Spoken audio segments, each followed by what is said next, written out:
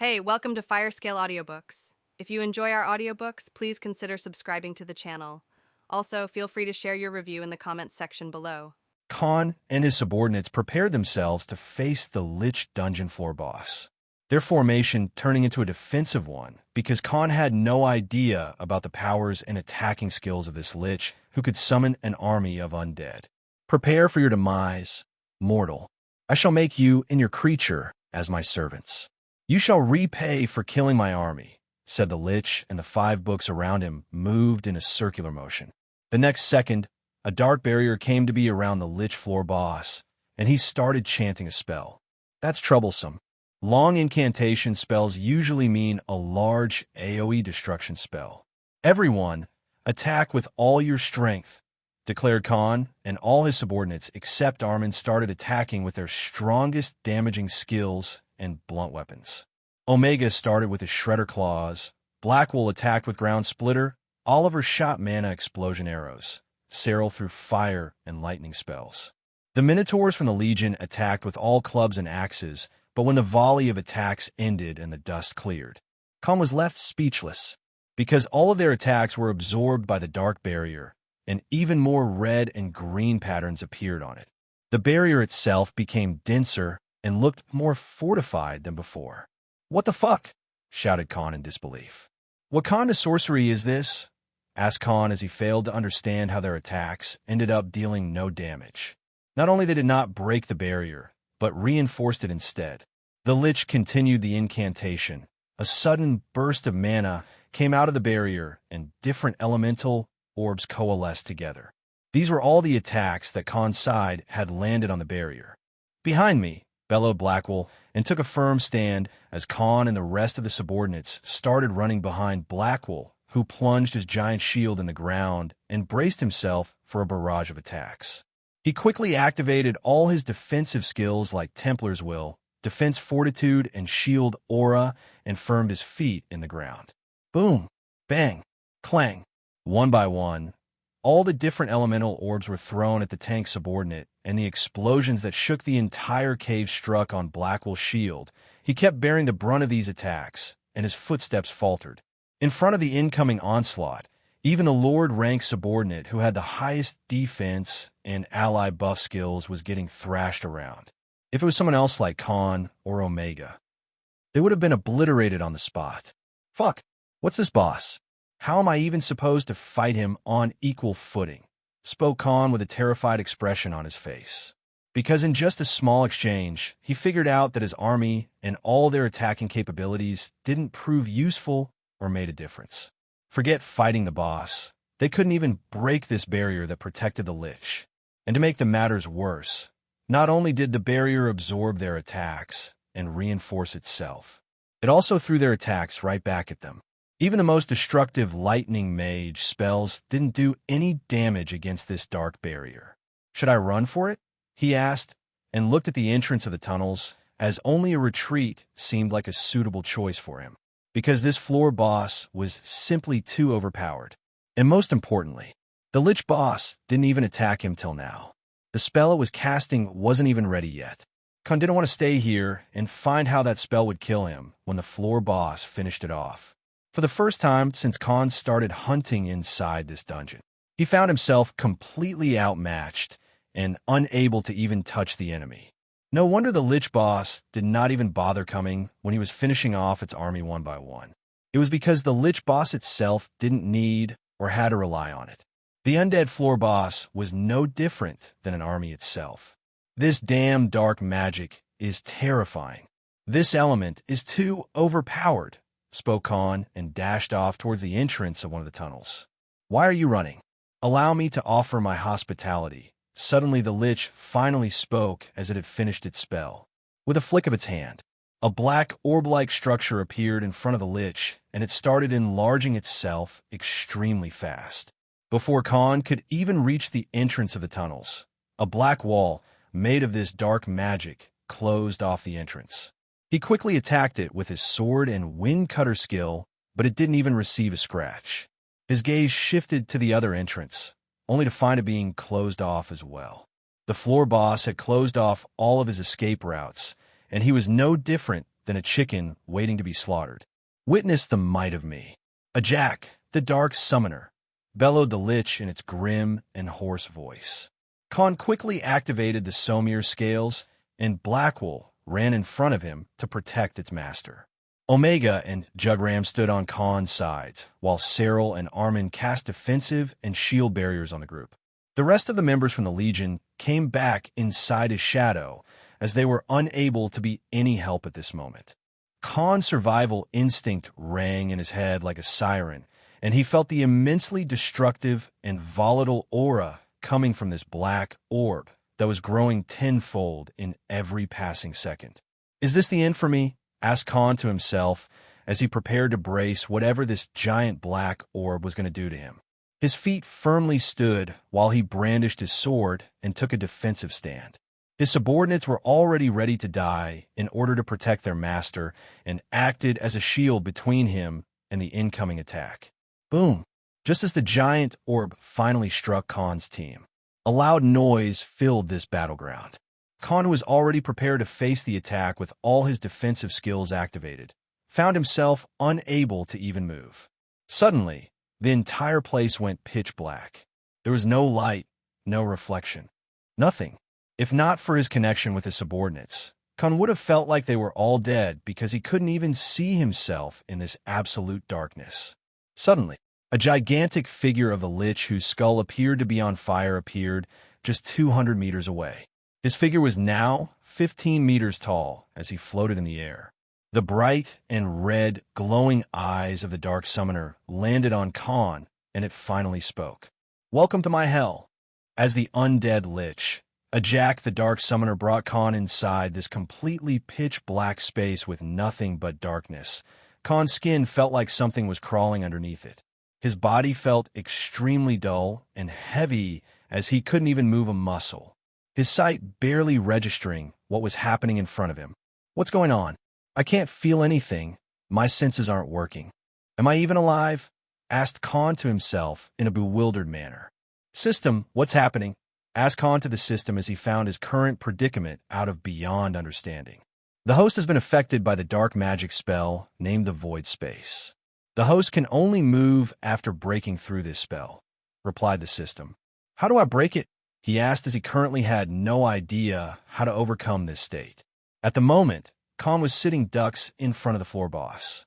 Just this spell alone was far too terrifying because even though it wasn't an actual time-stopping ability, but worked similarly if your targets couldn't even move or have their senses functioning. No wonder the Dark Summoner had taken its sweet time in casting that long incantation spell. This spell could instantly put an army of thousands inside a limbo and completely put them in a stasis. If the Lich wanted it, he'd be dead already. He and his subordinates were completely on the floor boss's mercy. "The dark magic spells can only be countered with holy magic," explained the only way he could even move. "Fuck, I don't have a single holy magic skill," cursed Khan in his head as his holster indeed had no holy magic skill. "Ha ha ha ha!"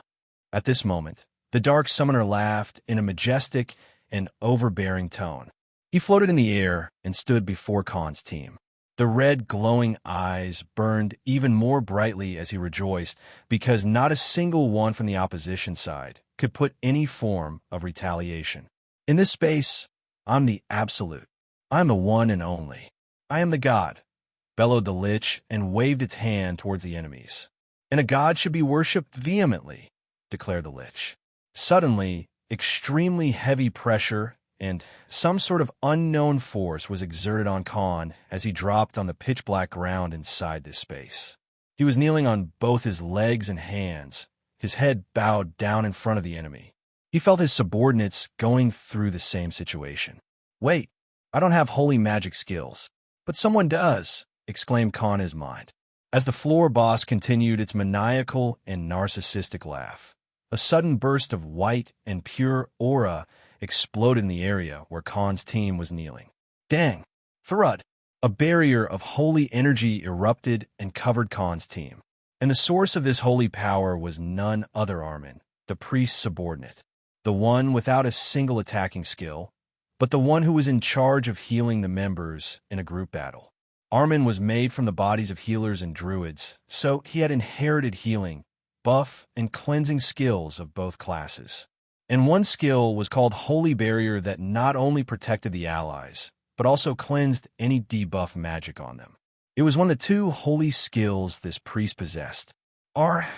Screamed the Lich in agony as the holy magic felt like a dagger was put in its heart.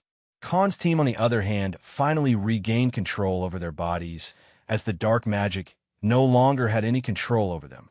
Khan breathed heavily as soon as he stood up, feeling alive again. "You mongrel, I shall put you the most unimaginable pain and make you pay for hurting the almighty me," bellowed the Lich in rage as it cast multiple black blade-like spells and attacked Khan's team. Blackwell quickly stood in the front to defend, and his body covered Khan completely. Thud! Bang! Multiple of these black blades struck his giant shield as he activated all the defensive skills he had. Each of these blades gave Khan an eerie feeling because not only these 5-meter-long blades had an extremely destructive force in them, but the amount of dense dark magic aura they gave was far more powerful than any attacking skill Khan had seen so far. Omega quickly stood behind Blackwell, pushing the tank with all of his strength as both the subordinates, who were more than 10 meters giant figures, made a combined effort to protect their master. Doom! Boom! Both the giant figures were thrown tens of meters away, and the rare rank giant shield in Blackwell's hand was destroyed to small pieces. Their bodies flung back, and they both landed far away from their position. All the other subordinates were also thrown in a far distance from the explosion of these attacks. Khan, who barely managed to keep his footing from the shockwaves by plunging his sword in the ground, looked at the Dark Summoner with a horrified expression as his entire body shuddered in fear.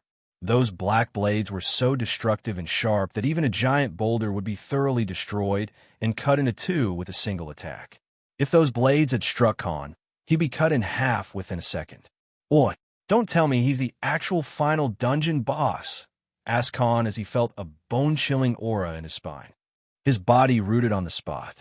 The undead Lich stared at Khan with burning eyes full of rage, and a burst of visible purple aura was emitted from its body, which filled the surrounding 50 meters of space.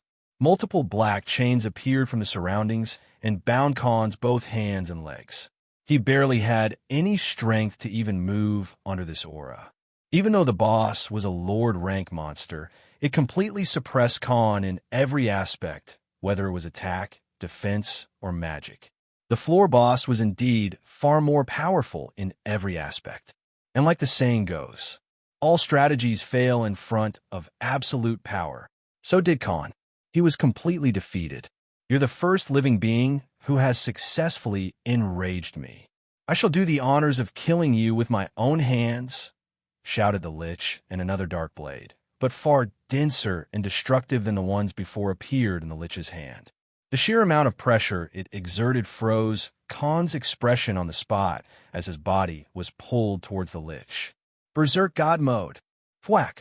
Before Khan could even fully activate this skill, the black blade was plunged right into his chest and exited from the other side of his back. A fountain of blood burst from the chest, and his body wriggled in the last struggle. He started losing all the control over his body and mind as his consciousness went blank. For what it's worth, this short life was still worth living, spoke Khan in a weak voice, closing his eyes as he drifted into the eternal sleep. Again, a silence ensued as Khan's body was thrown on the ground. There was a big hole in the middle of his chest that was of the size of a palm. The dark blade had broken past his Somir scales, his most effective and powerful defensive ability, rendering them useless without facing any resistance. It was still stabbed inside his chest. Khan's lifeless body lied on the floor, and his last remaining consciousness drifted into nothingness. At this moment, inside a realm separated from Vantria and the world boundary, a place full of darkness and hellfire, a place without any visible end. If Khan would get to see this place, from the description and surroundings alone, he would be able to infer that this place was none other than the eternal abyss. A gigantic figure clad in black and majestic clothes was sitting on a throne made of a metal unknown. The ginormous hooded figure was so big that even just its foot was big enough to destroy 10 Flavit cities that span for more than 60 kilometers to dust if this being stepped on them. The body span of this worldly being alone was thousands of kilometers. This being was someone Khan knew. It was the main cause of his reincarnation in the first place. The god of darkness. The majestic and eternal god who appeared like it was in a vegetative state till now suddenly opened his eyes. This was the true size of this god of death and darkness. The one Khan previously saw wasn't even 5% of his original size. Even the size when God of Darkness entered the world boundary seemed barely 20% of its original body size. The immensely vast being finally opened its deep and burning red eyes. The amount of heat that came out of them would burn cities to nothing but ashes in a matter of seconds. So he has met the conditions too. To think that the fifth, the eighth, and now him would invoke the title. Now I'm even more certain that he won't fail like others. Spoke the godly being, and just the sound coming out of its mouth sent tremors and caused landslides in the grounds of this realm for more than 800 kilometers, absolutely destroying anything that was intact till this point. Back inside the cave where Khan's lifeless body lied, his subordinates who still hadn't disappeared attacked the undead lich in a frenzied state, no longer holding back or following any formation. They were enraged to the core and only wanted to kill this dark summoner no matter what cost. But sadly, they couldn't get past the dark barrier that appeared in their way. The void space spell had ended after the lich had killed Khan. How are his summoned creatures still alive? They should have disintegrated after the death of the caster, spoke the floor boss in puzzlement. Boom! A ginormous and ground-shattering burst of dense and chaotic black aura exploded in this cave, and suddenly, the pressure that could even destroy steel filled the surrounding. This time, it was the lich who found itself unable to move. The insurmountable dark and purple energy that was exuded by the undead lich was completely subdued under this black aura that filled the entire cave. Hundreds of cracks formed in the surrounding walls and the ceiling, almost enough for this entire place to crumble in the ground. And the source of this horrifying and domineering aura appeared in front of the undead lich as it flied towards it. The undead lich, for the first time decades of its life, shuddered and trembled in fear as it saw the being that appeared in front of it. A 5 meters tall and completely black demonic figure with vertical red eyes, as if they were from the pits of hell, gazed at the lich. A tangible black and never-ending aura of death and destruction surrounded this being in the form of black fire that was raised from its body. The creature floated in the air and approached towards the dark summoner, and just with a wave of its hand, the demonic figure broke past the impenetrable dark barrier that was unbreakable till this point. Swoosh! The dark barrier faded into nothingness as the demonic figure appeared in front of the lich. A majestic and ancient voice filled this entire cave and echoed in every single corner of this dungeon floor itself. "Give me more. Feed me more. I want all of it," commanded this ancient and domineering figure. "Impossible!" shouted the undead after mustering all of its strength. "Grab!" The demonic being grabbed the lich by its skull, and suddenly, the dark aura this undead previously emitted started flowing towards the hand that was grabbing its skull. "No! Release me!" roared the undead as it was no longer able to move under this aura from the demonic figure. It could feel that the dark energy inside its body, or more accurately its bones, was now being absorbed by this creature. The once vast and immeasurable dark energy that resided in its body was being sucked out by this black figure, like a voracious beast was eating meat after starving for decades. "You shall become a part of me," spoke the demonic figure in a grim and ghastly voice. Just in a matter of minutes, the dark magic in the aura completely disappeared out of the lich's body and was completely engulfed by this demonic creature's. Finally, the lich lost the light inside its skull and died without being able to put any resistance, having the tables turned on it. The demonic figure, however, descended on the ground and threw away the skeleton of this floor boss. It slowly started reducing its height, and the dark fire around its body started diminishing little by little. When the black body of the demonic figure finally disappeared and revealed a body of 6 feet 3 inches tall young human, a handsome yet mysterious face appeared. The young man being none other than Khan, who finally regained his consciousness again. He stared at the surrounding with a bewildered expression on his face. He noticed the body of the undead lich lying on the ground, and the hole in his chest completely gone, as if nothing ever happened. "System, what happened?" "I'm sure I died," asked Khan as he couldn't make sense of what was happening. Death wasn't unfamiliar to Khan, so he knew that he had certainly died at the hands of the lich after being stabbed by that dark blade. Congratulations to the host for meeting a secret condition set by God of Darkness. The host has successfully invoked the title of... The system finally told Khan the title he received, and the title being none other than the Hero of Darkness.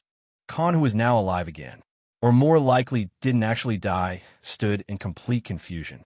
What?" asked Khan. The host unlocked the title of Hero of Darkness as per the secret conditions set by God of Darkness, replied the system. "You already told me that." "What were the secret conditions?" he asked. "In case the chosen hero of any of the gods is put in a near-death state by the enemy attacks of the same element their respective gods represent as part of the reality, the chosen hero will be granted the title as hero of that particular element. It is a form of a trial set by the gods that is unknown to the chosen heroes and cannot be intentionally achieved. Neither can the chosen hero divulge this information to any other being than themselves. Explain the system about this hidden class special quest." "I see. But then what's the use of this title? Does it give me any extra boost?" asked Khan as he found himself extremely lucky to be skewered by the blade that was made of dark magic. Otherwise, he'd be truly dead now. The host has acquired the title of Hero of Darkness. Hero of Darkness. This title is a testament to the host being acknowledged and qualifying to become the true representative of God of Darkness. Following are the exclusive powers granted by this title. 1. Monarch of Darkness. The host now possesses the ultimate affinity and control over anything that is made of dark magic and darkness elements in the world. The host will no longer be affected or can be killed from the dark magic or darkness element spells and skills. Whenever attacked with such skills and spells, the host's body will automatically absorb them or will remain harm-free. 2. Dark Engulfment. The host can absorb and store dark magic skills and spells from other beings, whether they're alive or dead. The capacity will rise with the rank upgrades in host body. Current progress. Legendary rank. The host can use all skills and spells made from dark magic and darkness elements after learning them. The host can also infuse them with other types of physical and magical skills and spells. The output of these skills and spells will be amplified by 3 times the original strength. 3. Ruler of the Night. The host will also receive an extra 200% buff/increase in both physical strength and mana capacity during nighttime. There will also be a 100% increase in host's physical attacks and magic spells damage output during this period. The same applies to host's sensing abilities and skills. This title will be in effect as long as the host is alive. Khan sat on the ground and his hands clutched his head. The information he just received was just too much to swallow. "Impossible. This is too much," shouted Khan in disbelief as he pulled his hair and slapped himself to check whether he was dreaming or not. This title just made him powerful beyond he ever imagined. This was basically saying that if he ever reached the rank of a demigod, his authority over dark magic and darkness element would be second only to God of Darkness. He could not only use the dark magic and darkness elemental attack and spells, but had the highest affinity and control over them. This meant that any being in this world who was born out of the darkness element or magic would basically be Khan's servants and also his prey if he wanted to kill and absorb their magic and skills. Not only he won't be killed by these creatures, but he could also completely make them powerless by robbing their ability to control and attack with dark magic spells and physical skills. As long as this element of reality was concerned, there was nobody who could rival him. Let it be an undead, just like the lich who killed him a few minutes ago, or any other creature or a being born of this element would be his match. Plus the 2 times additional buff in physical strength, mana capacity, attack skills, and magic spells during the night made him 3 times stronger than his original capabilities compared to daytime. His mind barely functioned at this moment as he was put under a daze because of the surprise. He didn't know what to do. Shout or scream in happiness or be shocked and bewildered instead. He looked at the skeleton of the undead lich that was lying beside him. Hey, can you wake up and kill me a few more times? At this rate, I'll be able to kill that demon god by next week, spoke Khan in disbelief. For the next 10 minutes, Khan was exhilarated and couldn't think straight. Even with his resolute and calm temperament, he could hardly believe and process his gains. I guess that's a fair compensation for dying, spoke Khan and looked at the body of the undead lich. He didn't know what to do. Be enraged or thank this guy for killing him. Nevertheless, it was already dead. The 5 spell books that once floated in the air were lying on the ground behind the body. And an idea suddenly clicked in his mind. System, I can absorb the dark magic spells and abilities from other beings, even if they're dead, right? Asked Khan. Yes, replied the system. Good, said Khan, and put his hand on the skull of this lich. But after a minute, he noticed that he wasn't absorbing anything at all. What's this? Why can't I absorb anything from it? Asked Khan in confusion. The host has already acquired skills and abilities along with the dark magic of this subject, explained the system. Huh? When? He asked. During the awakening process, the host was in a frenzied state and absorbed everything from this subject. The host has acquired the following abilities and skills. Darkness Barrier, active. Allows the host to cast a defensive barrier around 10-meter radius made of darkness element, which has durability 3 times the host's physical defense. Note, this skill is only weak against holy magic. Shadow Blades, active. Allows the host to attacks with long-range dark elemental blades made of destructive mana. Current range, 50 meters. Void Realm. Allows the host to temporarily cast the Void Space spell for a short time. Anyone other than the host and the subordinates will lose their ability to move under this spell. Note, current activation time is 5 seconds. The host is advised to practice and perfect this spell by himself. Dead Summoning, passive. The host can create undead creatures that function because of dark magic in 100-meter radius. You know what? I give up, said Khan and threw his hands in the air as the system told him the new skills he gained. These skills just outmatched many of his previously gained skills. Now he had only 2 things left to do, so he paid attention towards the first thing. Use synthesis to merge skills. But just as soon as the system showed him the list of merged skills, Khan's jaw dropped on the ground in shock. Holy fuck, dude. Did I just become too OP? Khan stood with a gobsmacked expression on his face after seeing the possible merged skills that the system listed to him. Past half an hour already gave him 2 small heart attacks, and now the system gave him the 3rd one. The new merged skills were the very reason for that. The host can acquire the following merged skills. Dark Blade, S rank, upgradable. A combination of Shadow Blade and Wind Cutter sword skill. Allows the host to attacks and shoot waves of 3-meter height long range and highly compressed dark energy blades through the sword. Current range, 60 meters. King of the Dead, S rank. Upgradable. Ability created by merging Dead Summoner under Synthesis Divine Ability. The Divine Ability has undergone a transformation. The time required to create new subordinates has been reduced by 50%. Allows the host to directly create subordinates without touching them, as long as the host provides monster cores or mana ores to the system. The host can directly create new subordinates in 500 meters radius. The host has gained the ability to impart or grant the dark magic and darkness element to the newly created subordinates. Command word to activate this skill is required. Listed the system and gave him the details on his newly gained skills. Bloody hell, said Khan, and made a gesture of drinking his imaginary coffee. There were only 2 merged skills available, but they were top-notch in every aspect. Darkblade was simply too overpowered because it had the same effects as the Shadow Blades that the Lich used to kill Khan. Those were the same blades that even Khan's Somir scales failed to defend against. And that ability was his best defense skill. Even the Wind Cutter attack could barely make a scratch on those scales.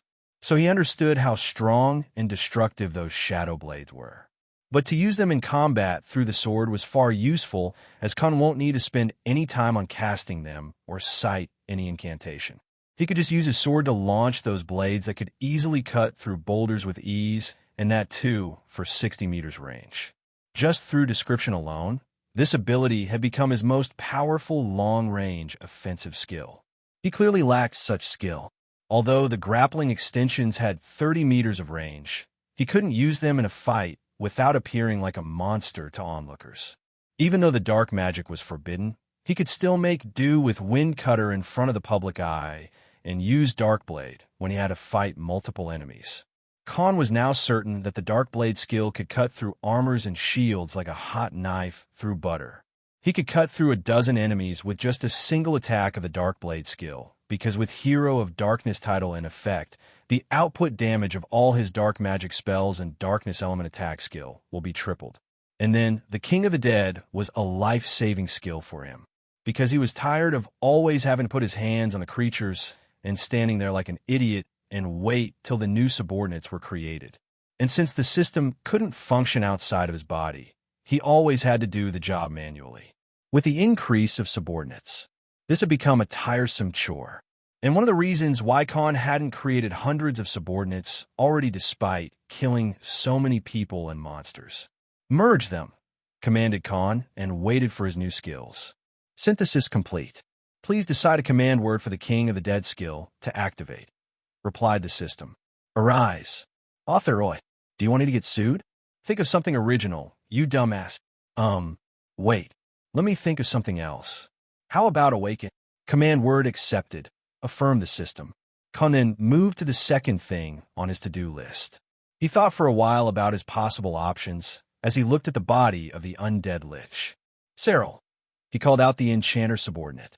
Currently, it was his only best choice to merge with this undead, because no way he was going to let go of the powerful enemy who managed to completely overpower and kill him. The undead Lich already gave him a lot by accidentally awakening his Hero of Darkness title, granted him the OP dark magic spells and skills, and now it was going to give him another powerful subordinate. System, I can skip on needing a subordinate with evolution skill unlocked given how the Lich was made of dark magic and darkness element, right? Yes. But the host will need to impart all the dark magic he currently has in order to successfully merge the bodies along with 30 A-rank monster cores. The dark magic reserves will be restored with time. The resultant subordinates will possess the skills and spells of both subjects, but the dark magic will have a more prominent influence on its characteristics, replied and commanded the system. I see. Impart all my current storage of dark magic to the synthesis process and take the cores, said Khan, and took out 30 A-rank monster cores from his space ring. The host still needs to give the command, reminded the system. Awaken, said Khan, and suddenly, all the cores in his hand were absorbed, and Cyril's body started to merge with the bones of the undead Lich as both the subjects turned into shadows and mixed without Khan having to touch them. Even with the 50% decrease in the synthesis procedure, it still took 30 minutes before the new subordinate was finally created. A skeleton mage that had a crown embedded in its head and a 10-meter-tall body. It was nothing but white bones, and its eyes glimmered red. Cyril's humanoid structure was gone, and now he appeared very similar to the undead Lich in many ways. However, his ribcage had a red fire orb in the middle, and his aura was plain red, unlike the Dark Summoner, who emitted a purple aura. Khan took out long white and red mage robes and some light armor from his space ring and gave them to Cyril to cover the majority of his exposed bones. With a wave of his hands, Cyril now summoned the 5 grimoires that once belonged to the Lich, and they connected to him by red and tangible mana threads. Cyril then wore the mage robes and knelt in front of Khan. Thank you, my lord. I shall serve you with all my strength till the end of days, said Cyril, who could finally speak. System, show me his stats, commanded Khan. Following are the statistics for the subordinate named Cyril. Name, Cyril. Species, Necromancer, variant undead summoner. Rank, Lord. Level, 53. Strength, 186. Agility, 193. Dexterity, 361. Defense, 137. Mana, 782. Active skills and abilities. Darkness Barrier, Undead Summoner. Shadowblade, Firestorm, Lightning Bolt, Windblade, Frostpike, Waterblade, Silence Barrier, Void Space. Note: some abilities that are no longer suitable for the subordinate after merging with dark magic have been removed. Passive skills/abilities. Mana Recovery, a rank, upgradable. Dark Magic Absorption, a rank, upgradable. Allows the subordinate to absorb dark magic energy from other beings. Commander of the Dead, a rank, upgradable. Allows the subordinate to summon undead creatures and command them as part of its army. Khan was stunned after hearing the results and exclaimed in surprise, "Holy Mother of God!" Khan, who had grown numb surprises at this point, still felt amazed, because Cyril had become something he didn't actually expect to happen. Necromancer. Cyril was now a necromancer. Khan had already declined this divine ability when he was offered a choice, because the 3 divine abilities he chose were more tempting to him. Even though Cyril's current abilities couldn't amount to someone with that divine ability, this still had opened many doors to Khan, and in the future, Cyril would definitely play a pivotal role for him. "All of you, come with me," spoke Khan, and they started walking towards the previous tunnel where they had fought and killed the skeleton army of the undead Lich. Now that Cyril had become a necromancer, he had the skills to summon the undead and also cast his normal mage spells, making him a variant who could do both. Because normally, no Lich or a mage could cast dark magic spells along with other magic element spells at the same time. They had to make sacrifices and give up on one side. If Cyril evolved further, he could be one of the strongest necromancers, only second to the one with the divine ability.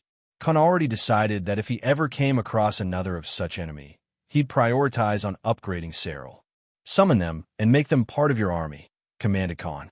"Yes, my lord," spoke Cyril in his hollow and grim tone. He started casting various magic spells, and the 5 grimoires around him floated. A dark fog emitted from his body in these books, spreading around the thousands of bones and engulfed them one by one. Their broken bones started reattaching, and the bodies of the skeleton soldiers started standing up one by one, including the huge skeletal warrior they previously killed. In just 10 minutes, around 500 skeleton soldiers stood inside this cave-like space and almost filled the entirety of it. "System, can they be counted as my subordinates?" asked Khan. "Yes. However, they're not directly under the control of the host, but subordinate named Cyril, the Necromancer. The host is allowed to store them by granting them Shadow Merge skill that can be shared using Cyril as a medium," replied the system. Khan found it reasonable because it wasn't him who directly created them. He would have if he had any dark magic reserves left inside him, but he didn't because he used it all up to evolve Cyril. Besides, they were still his minions because at the end of the day, he was the boss of their boss.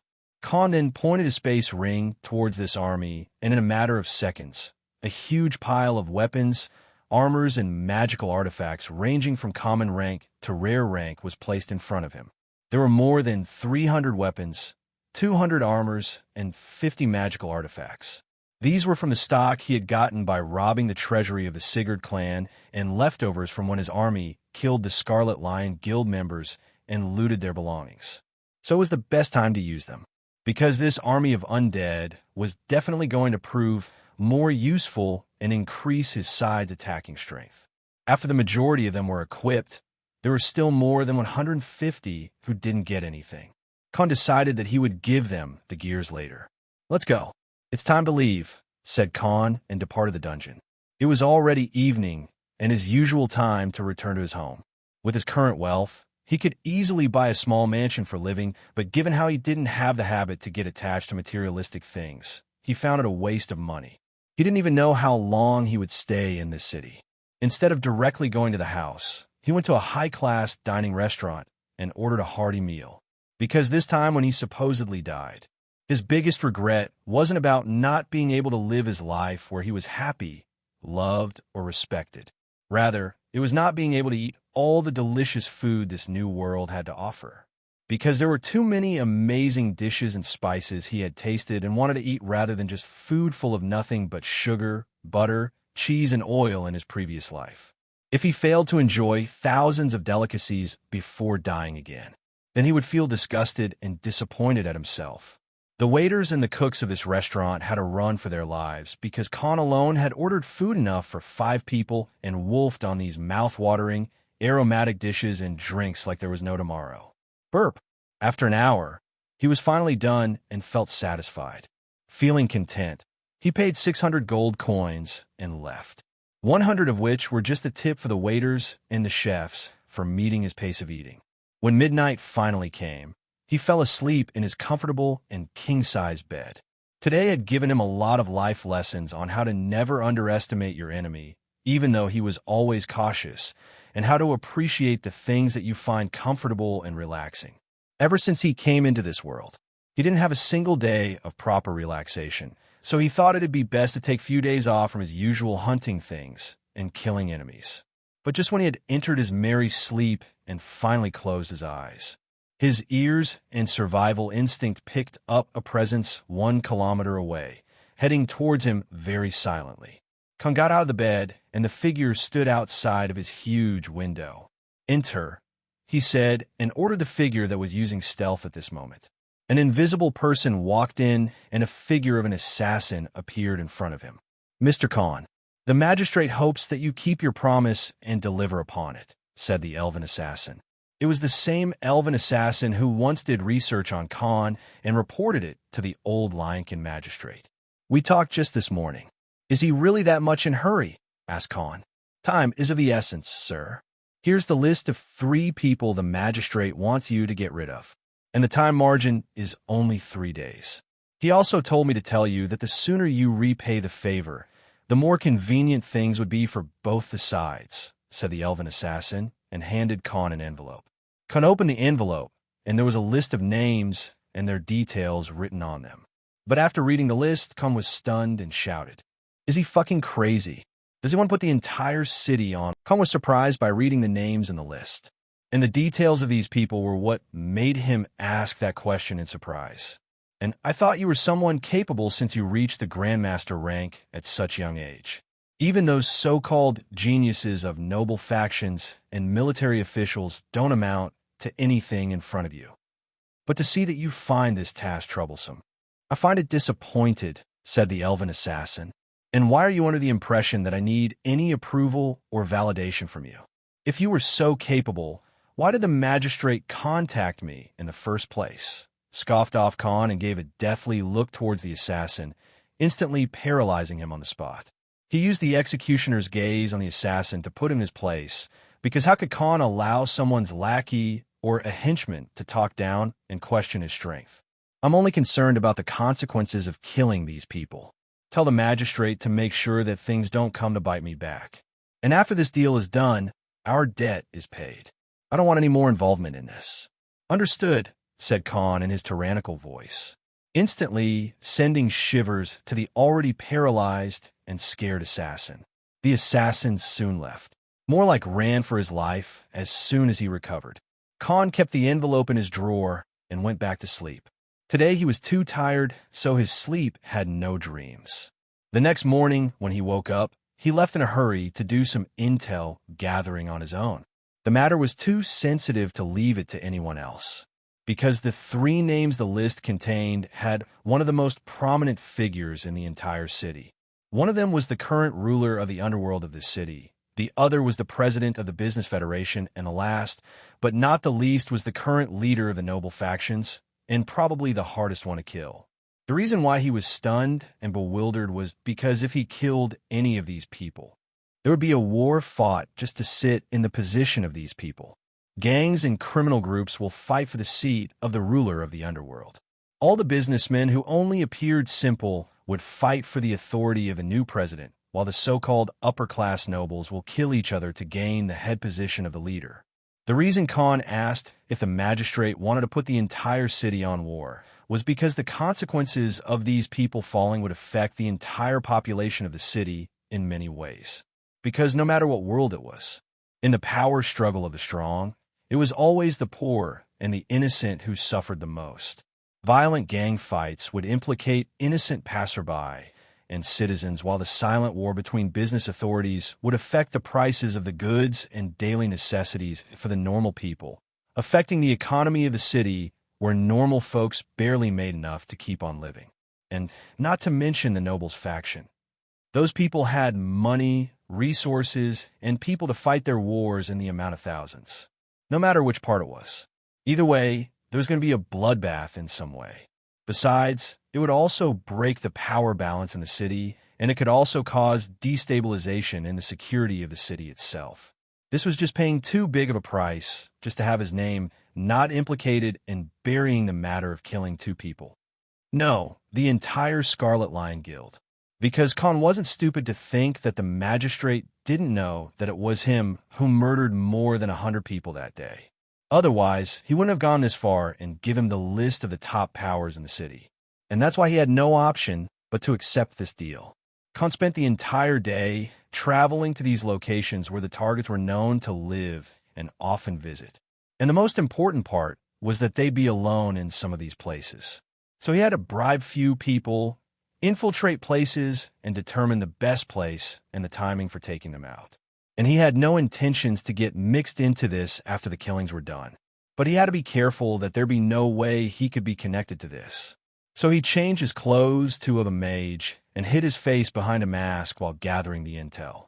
He also had to decide how he'd carry out the killings, because he couldn't make it the same way Azrael did the things, as it'd lead to unnecessary suspicion from the magistrate's side. Also, cutting their heads off with a sword would be another trail. New dark magic skills were out of the equation.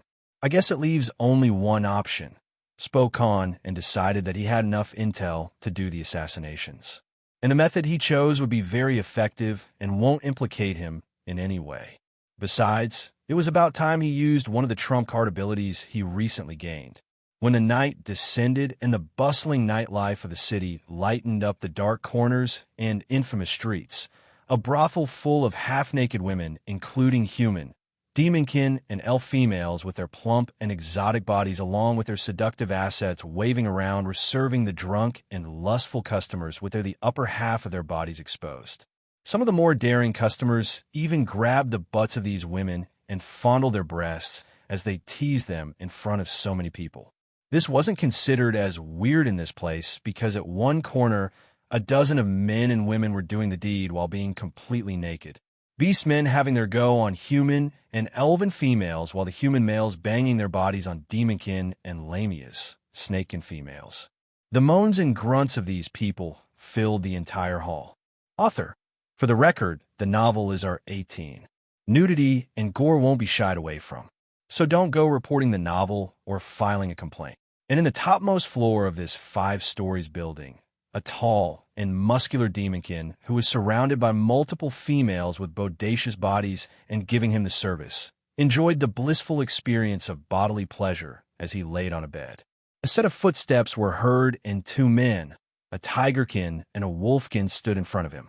"Boss, he's here, and he's asking for a private meeting," said the tigerkin. "Tell him to wait." "I'll be there soon," said the demonkin. "Well, I guess we'll have to shorten our time here. Let's finish this quickly," said the demonkin, and multiple moans of women whimpering in pleasure came out of the room. After some time, the demonkin, who was now well dressed up in more businessman type of clothes, entered inside a room full of highly decorated ornaments and incredibly well-designed furniture. After he entered the room, his eyes landed on a skinny and old man. The old man, who was dressed in aristocratic clothes, bowed in respect in front of the demonkin. "My name is San Jormain. Pleased to make your acquaintance, Sir Vetrilar Arvidsson." The old nobleman introduced himself to the king of the underworld. The tall demonkin was none other than the boss of several criminal organizations who controlled everything illegal in this city. Let be black market assassinations, kidnapping, slave trading. All of it. He had been holding that title for more than 10 years already and killed hundreds of people to reach there and hold his rule together. His bodyguards and trusted men followed him inside and stood against the doors and windows. What does a nobleman want from someone like me? If not for you paying 50,000 gold dramas, I wouldn't have even attended this meeting, replied the demonkin in a skeptical tone. Apologies, sir. It's just that we require your services and your connections. How would you feel about doing some business with the House Vivaldi? Spoke the old man who had a well-trimmed mustache and a beard. Gasp. Everyone in the room gasped in surprise. House Vivaldi? What does the most powerful, noble family of the city want from me? Didn't your factions declare a war on U.S. years ago? Asked the demonkin as he sat on the sofa. The matters are very sensitive, so I'm afraid we can't talk in presence of anyone else. However, I was told to show you this, said the old nobleman, and directed his space ring at the middle of the hall, and soon a huge pile of golden coins appeared out of the space ring. The entire room was filled with a golden glow, and all the people, including the boss, was left speechless. Please consider this as a gesture of our sincerity and listen to our request, because even the walls have ears. And the matters I want to talk about are better kept a secret, said the nobleman. Everyone out, ordered the demonkin to all his bodyguards. The amount of money that laid in the middle of the room was enough to make him understand that he was actually talking with a big shot of the Vivaldi clan, and the matters were too important to be disclosed to his underlings. The bodyguards left the room, and the demonkin took a magic artifact that cast a silence barrier. No noise can leave this room now. Tell me, what is it that you want to talk about with me? Asked the demonkin after he greedily looked at the heap of gold coins. But just when he looked at the old man again, the nobleman's eyes sparked yellow, and the demonkin felt like all his muscles had stopped moving. He was paralyzed. The nobleman didn't speak anything. He simply walked towards the demonkin, took a knife out of his space ring, and cut the demonkin's throat very swiftly. The underworld boss didn't even see it coming that the frail nobleman was not someone who came to do business with him, rather make his life's final deal. For the next 2 hours, there was no voice or anything that came out of the room, but the guards kept a lookout on the door as part of their duty. At this moment, an elderly wolfkin suffered the same fate as the demonkin. Now, the last target, spoke a demonkin with blonde hair. There was a heap of gold coins in this room as well, and nobody else but the two of them present inside this luxurious room of a mansion. The blonde demonkin's figure flickered after he took all the gold coins, and he disappeared from the spot as he merged inside a shadow. When midnight came, inside a massive mansion, a white wolfkin dressed in businessman clothes stood inside a nobleman's office, and a body of an elderly bald man lied in front of him. But this time, there was a small hill of gold coins, far bigger than both the previous times. Idiots! Everyone lets their guard go as soon as you show them money, spoke the wolfkin, and took all the gold back in his space ring. He opened the window and jumped down, mixing in the shadows and leaving without any trace behind. The next morning, Khan woke up from his sleep and started doing his weapons practices as usual. No one could have guessed that he killed 3 influential figures of the city in a single night, because his approach was exactly the opposite of what any assassin would ever choose. And he used his newly acquired metamorphosis bloodline to do the job. Khan already had absorbed the bloodlines of various species when he created the 6 generals after killing the Groundhog Adventurer team. Just that he never had any use of these bloodlines other than the skills of their particular job. But after acquiring the metamorphosis bloodline from the 13th floor boss, he could finally make a good use of them. Khan entered as the representative of the Vivaldi clan to the underworld boss, the clan belonging to the leader of the nobles faction himself. He used the money to gain instant meeting and also presented riches and fortunes to make his targets to take him seriously, so they'd be left alone to discuss private matters of such a massive deal. He went as the representative of the underworld boss to talk the business with the president of the Business Federation, and then as the Business Federation representative to talk about a beneficial trade with the head of the noble clan. As soon as all of them saw the money, they thought of him as a gold mine and treated him seriously, ordering their bodyguards to leave them alone for private chats. That way, nobody interfered when they were alone. Because what good were magic formations and protection barriers if you allowed the killer to enter inside? Khan even stormed out when he found out that the noble faction leader still had people watching over them, saying that they have provoked the wrath of powers that stood behind him, and there will be no dealings in the future. His act played a major part, and he took out the 3 targets easily. This way, the witnesses and powers from these 3 sides will point fingers at each other and have a war on the outside while inside. There would be a clash for power and the position of the successor. Khan made sure that the assassinations looked like a standard one, then leaving any specific pattern in them. With this, he had repaid his debt. When the night came, the elven assassin met Khan again and brought him a letter. Khan read it and understood that the magistrate was extremely happy but also wanted to carry on their partnership.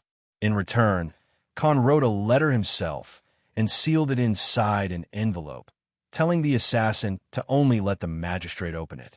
When the envelope reached the old lionkin's hand, the old man was furious but also felt a sense of dread and threat after reading the contents.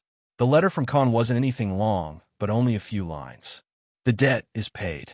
Do not try to blackmail me, or I'll come for your head next." The next day, when Khan finally woke up and followed his usual routine of weapons practice and did various workouts to keep his health and body in check. Although his current strength was far greater than ever before, and now he could even pick up a giant boulder in one hand, he still didn't like being out of form because even if his stats rose and the new body he had was something he always dreamt of, lazing around and not exercising will diminish his range of physical movements with time.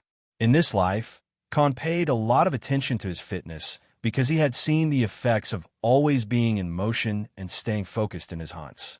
The effects made him realize how he had wasted previous life in being a couch potato and a lazy bum who never paid attention to his fitness and ate unhealthy food.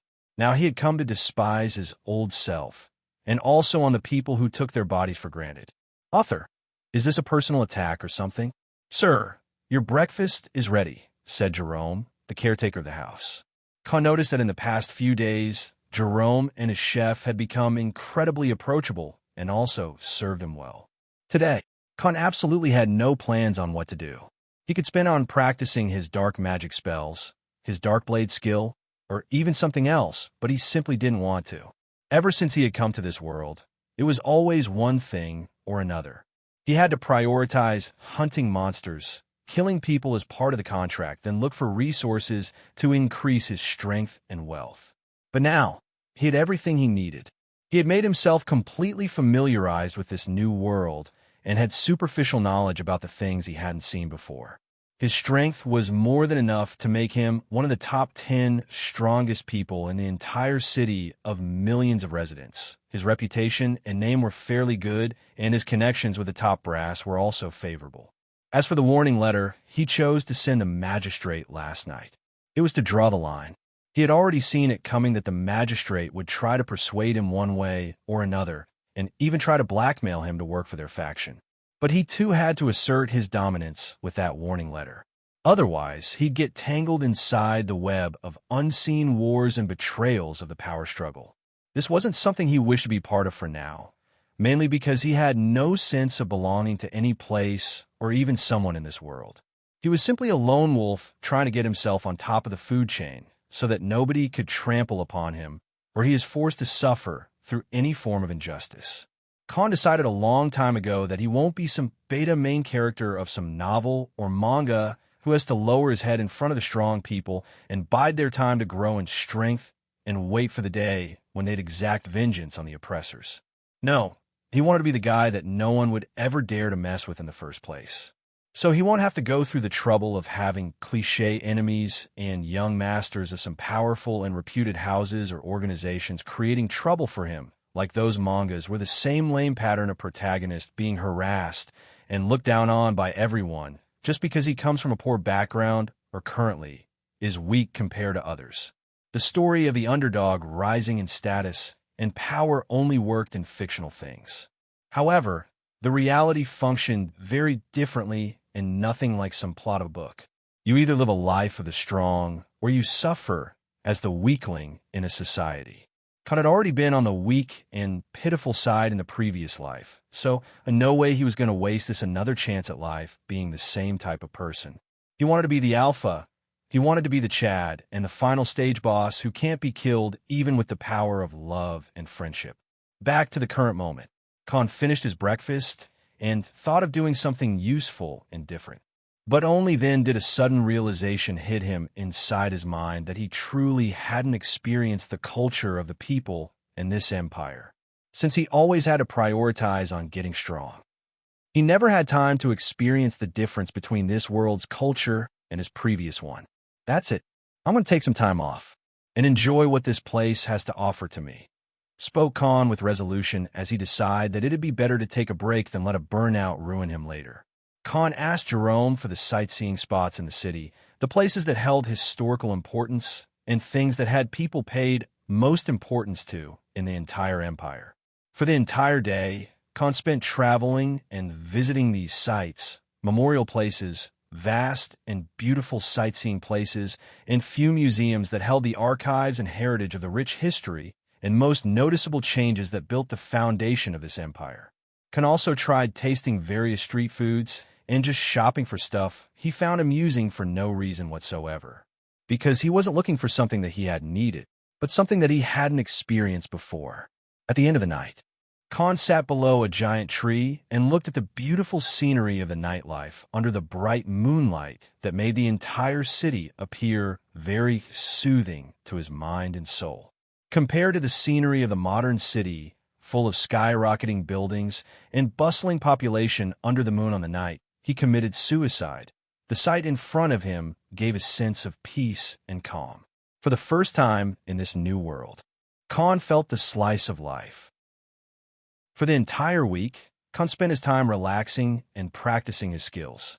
And to still make good use of it, he spent of his vacant time studying different books on war strategies, historical events of the empire and information of the various species, their origins and detailed information on the geography of the empire, such as which city was situated where and what were they famous for, and which power held the prominent influence over these regions. As per the information he gathered, there were more than 1,023 main cities in the entire empire, hundreds of them even bigger than Flavit City. But majorly, only 83 cities had the biggest impact on the empire's economy. Flavit City was one of them because of the natural resources they got from dungeons and terrain, but it played only a small part in it. Compared to some fiefs, the city looked like a backwater place. Khan now finally gained the gist of how he was only strong in front of the weaklings.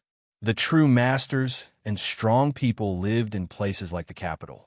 And if he went there would be thousands of people just like him.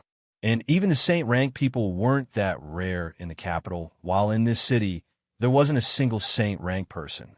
So compared to the vast ocean that was outside of the city, Khan was only living like a frog in a well. This made him realize how stupid he was to think that his strength was something noteworthy. The only advantage he had for now was that he was stronger than the other people, such as the noble clan heirs and geniuses of some popular and prestigious academies. But in front of the true big shots that lorded over the empire, he was nothing but a speck of dust. Even the young heirs of some clans had an army of a few 100,000 people at their disposal, and their personal strength was no lesser than Khan. And none of them even had any divine abilities that aided them in quickly raising their levels and strength. Man, I'm truly ignorant, spoke Khan to himself, as a new world of truth was now open to him. And this also ignited his fighting spirit again. Because at the end of the day, the strength and abilities of a person were their biggest assets, while the resources they had on their beck and call was something he couldn't amount to even with all his current strength and subordinates he had. And here I thought I was finally good enough. I'm just another country bumpkin compared to those people, said Khan as he reprimanded himself for being too foolish and delusional. Reading these books and records brought him down to the high horse he was riding and broke the imaginary halo of strength and power he thought he had. He was still a small bug who could be easily squashed over by the people sitting at the top in the capital. Let it be strength, skills, resources, and even the number of fighters he had on his side amounted to nothing. Previously, He had the notion of having few thousand subordinates in the future, and being a saint rank fighter would make him one of the top powers in the world. But to his surprise, even those people didn't have the qualifications to call themselves the head of the snake. His previous life, where the little strength those gangs and criminal organizations he heard about clouded his judgment, thinking that it'd be enough. But this whole world was on a different league compared to Earth. Some empires even had over 2 to 3 billion people just inside their army. And the entire population of sentient living beings in this world was something that no one ever dared to put a number on. This won't do. I need to become far stronger than I am now. Even that lich could kill me. And it wasn't even stronger than me or my subordinates, said Khan as his mind became resolute again. It was already noon, not late enough for him to wait for another day. So Khan geared up in his adventure gear again and thought of visiting a few neighboring dungeons first. The ones that had plenty of monsters that hunted in hordes and had a huge supply of bodies that he could use to upgrade his subordinates' levels and even create new subordinates for his army. He wasn't going to be arrogant again and barge into lower-level floors of a dungeon to fight the boss as he did previously when he fought the Lich, because he was going to use these dungeons and hunting grounds to make an army big enough for him to help out in clearing a big target he had set up in his mind. This eye-opening information had rejuvenated him more than the break he took for a week. Khan went to the Adventurer Association and bought more than a dozen passes of different dungeons because soon he'd raid them one by one for upcoming days. Only by raising his own strength and his army in thousands would he become someone capable enough to stand on equal footing with people from big cities and the top fighters of noble clans and the military. Because as the thing stood, even someone like Commander Strays could easily kill him without a problem, and that Tigerkin warrior wasn't even a saint rank fighter yet. Khan couldn't ignore the difference between rank and bloodline that he had come to know from his recent experiences in the past month. After his priorities were finalized and he gathered enough information about the nearby dungeons, Khan planned on which floors he'd hunt on and which type of monsters he wanted to farm for skills and add in his legion. Because for him, time seemed more important again, and he'd hate to waste on the small fries that won't serve him well in the long run. And his first place to visit was something he had already visited once, the Sintra dungeon. For the next 5 days, Khan spent his time hunting inside the neighboring dungeons on the floors he thought would give him the best results and give him subordinates that'd be worth keeping and investing in. During this hunting spree, he went from various dungeons and chose peculiar specimens to hunt. He and his army of 550 soldiers now hunted hordes of ogres, orcs, and goblins. Goblin Slayer. Did someone say goblins? After acquiring their bloodlines, and even upgrading many of them by merging and evolving, Khan had more than 350 new subordinates after painstaking efforts and spending almost all his time in these dungeons. He'd return home only to eat and sleep, and his hard work had shown rewarding effects as well. The ogres gave him many vitality and regeneration skills that were merged and mixed with his other regeneration and defense skills. Although the goblins didn't offer him any noteworthy skills, he still got plenty of subordinates useful to aid and work under Ronan and Oliver, as some were evolved to assassins and archer-class goblins. The hobgoblins and high ogres were under the command of Jugram, the berserker subordinate from the 6 generals, because all of them were physical attack classes and had buff effects when they fought together as a team. And Jugram had the skills to give them even more attack and defense buff from his skills, as he was made from warrior and swordsman class. Cyril now controlled more than 600 undead and had few high 2 half-lord rank monsters in his skeleton army after Khan merged them using synthesis and imparted black magic and darkness element to them. Khan didn't bother hunting kobolds, as there were better options than them. The only one who didn't get to lead a group so far was Armin. Khan didn't find a single suitable species that could work as his healer brigade, so the priest-subordinate was on his own for now. Out of the 350-plus new subordinates, 250 were melee attack classes, such as high ogres, hobgoblins, and high orcs. 50 were assassin class, while 30 long-range archer class, and the remaining were mage class. Now Khan's army had a pretty good team formation, except for the healer's part. But even after all these days spent on looking for strong enemies, Khan didn't even get to fight a single Lord rank floor boss, even on the final floors. All of them were simply weak and didn't give him any rewarding or game-changer abilities like his hunts from the past. So he only focused on creating new subordinates. The most useful ability during these raids was none other than the King of the Dead ability that allowed him to directly create subordinates without him having to touch them in 500 meters radius. All he had to do was wait for his army to ambush and massacre the enemies, and for him to step inside the middle of the battlefield. This saved him a lot of time, as he could now create more than 50 subordinates in one go as long as the corpses were inside half-a-mile radius from his location. Otherwise, he'd have to spend 3 hours just to create 10 new subordinates. The ones he found not worth making as part of his army were eaten and their cores distributed among the older subordinates, as they were the main guys. They're seniors in a sense. As Khan finally felt content with his tiresome grind, he took a day off just to cool down his mind.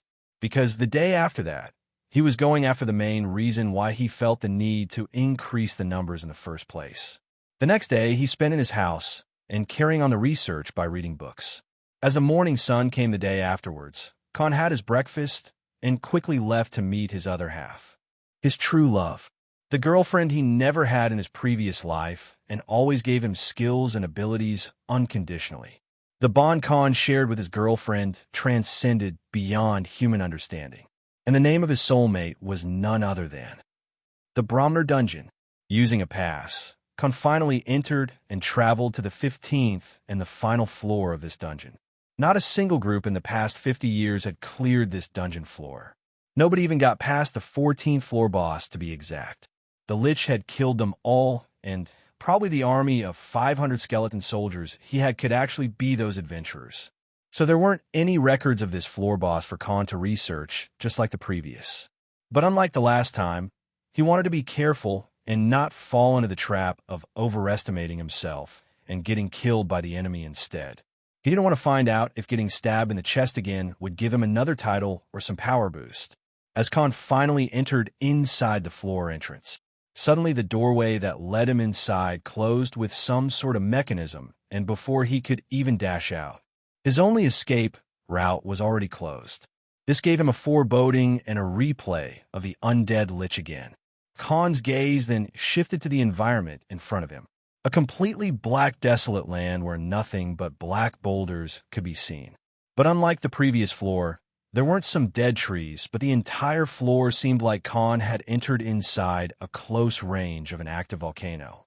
Because this nearly 10-kilometer-wide floor had tons of big cracks on the ground where red and sizzling hot lava was leaking out of the ground, and some places even had small fountains of the erupting magma. Now, even if he didn't want to, Khan would be forced to play the game called The Floor is Lava. He treaded carefully from these crevices and boulders, and since the heat was already too high, he had no choice but to activate his Somir scales and cast few water spells to drown himself under them, just to keep moving forward. During this period, he kept all his senses alert.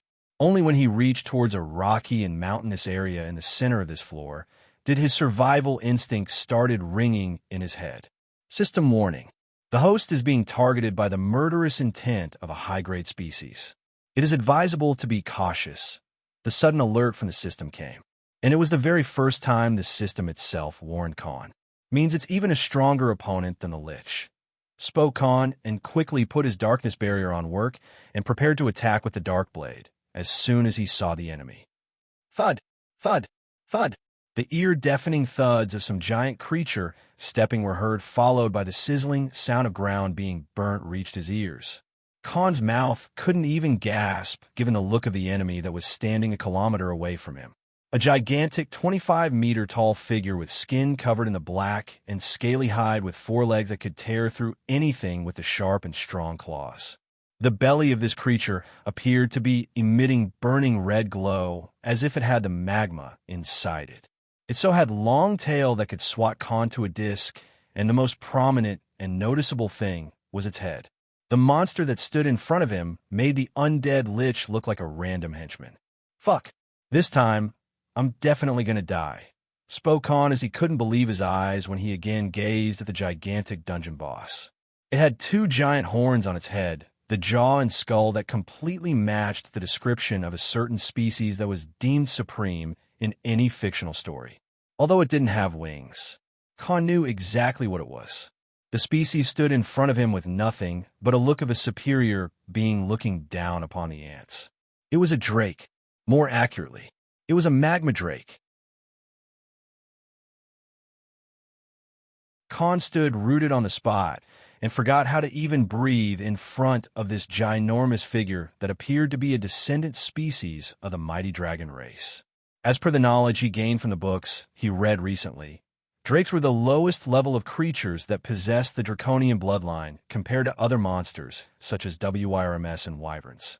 But even then, they were nothing to be looked down upon because even a single drake was more than big enough to wipe out at least 1,000 enemies by itself.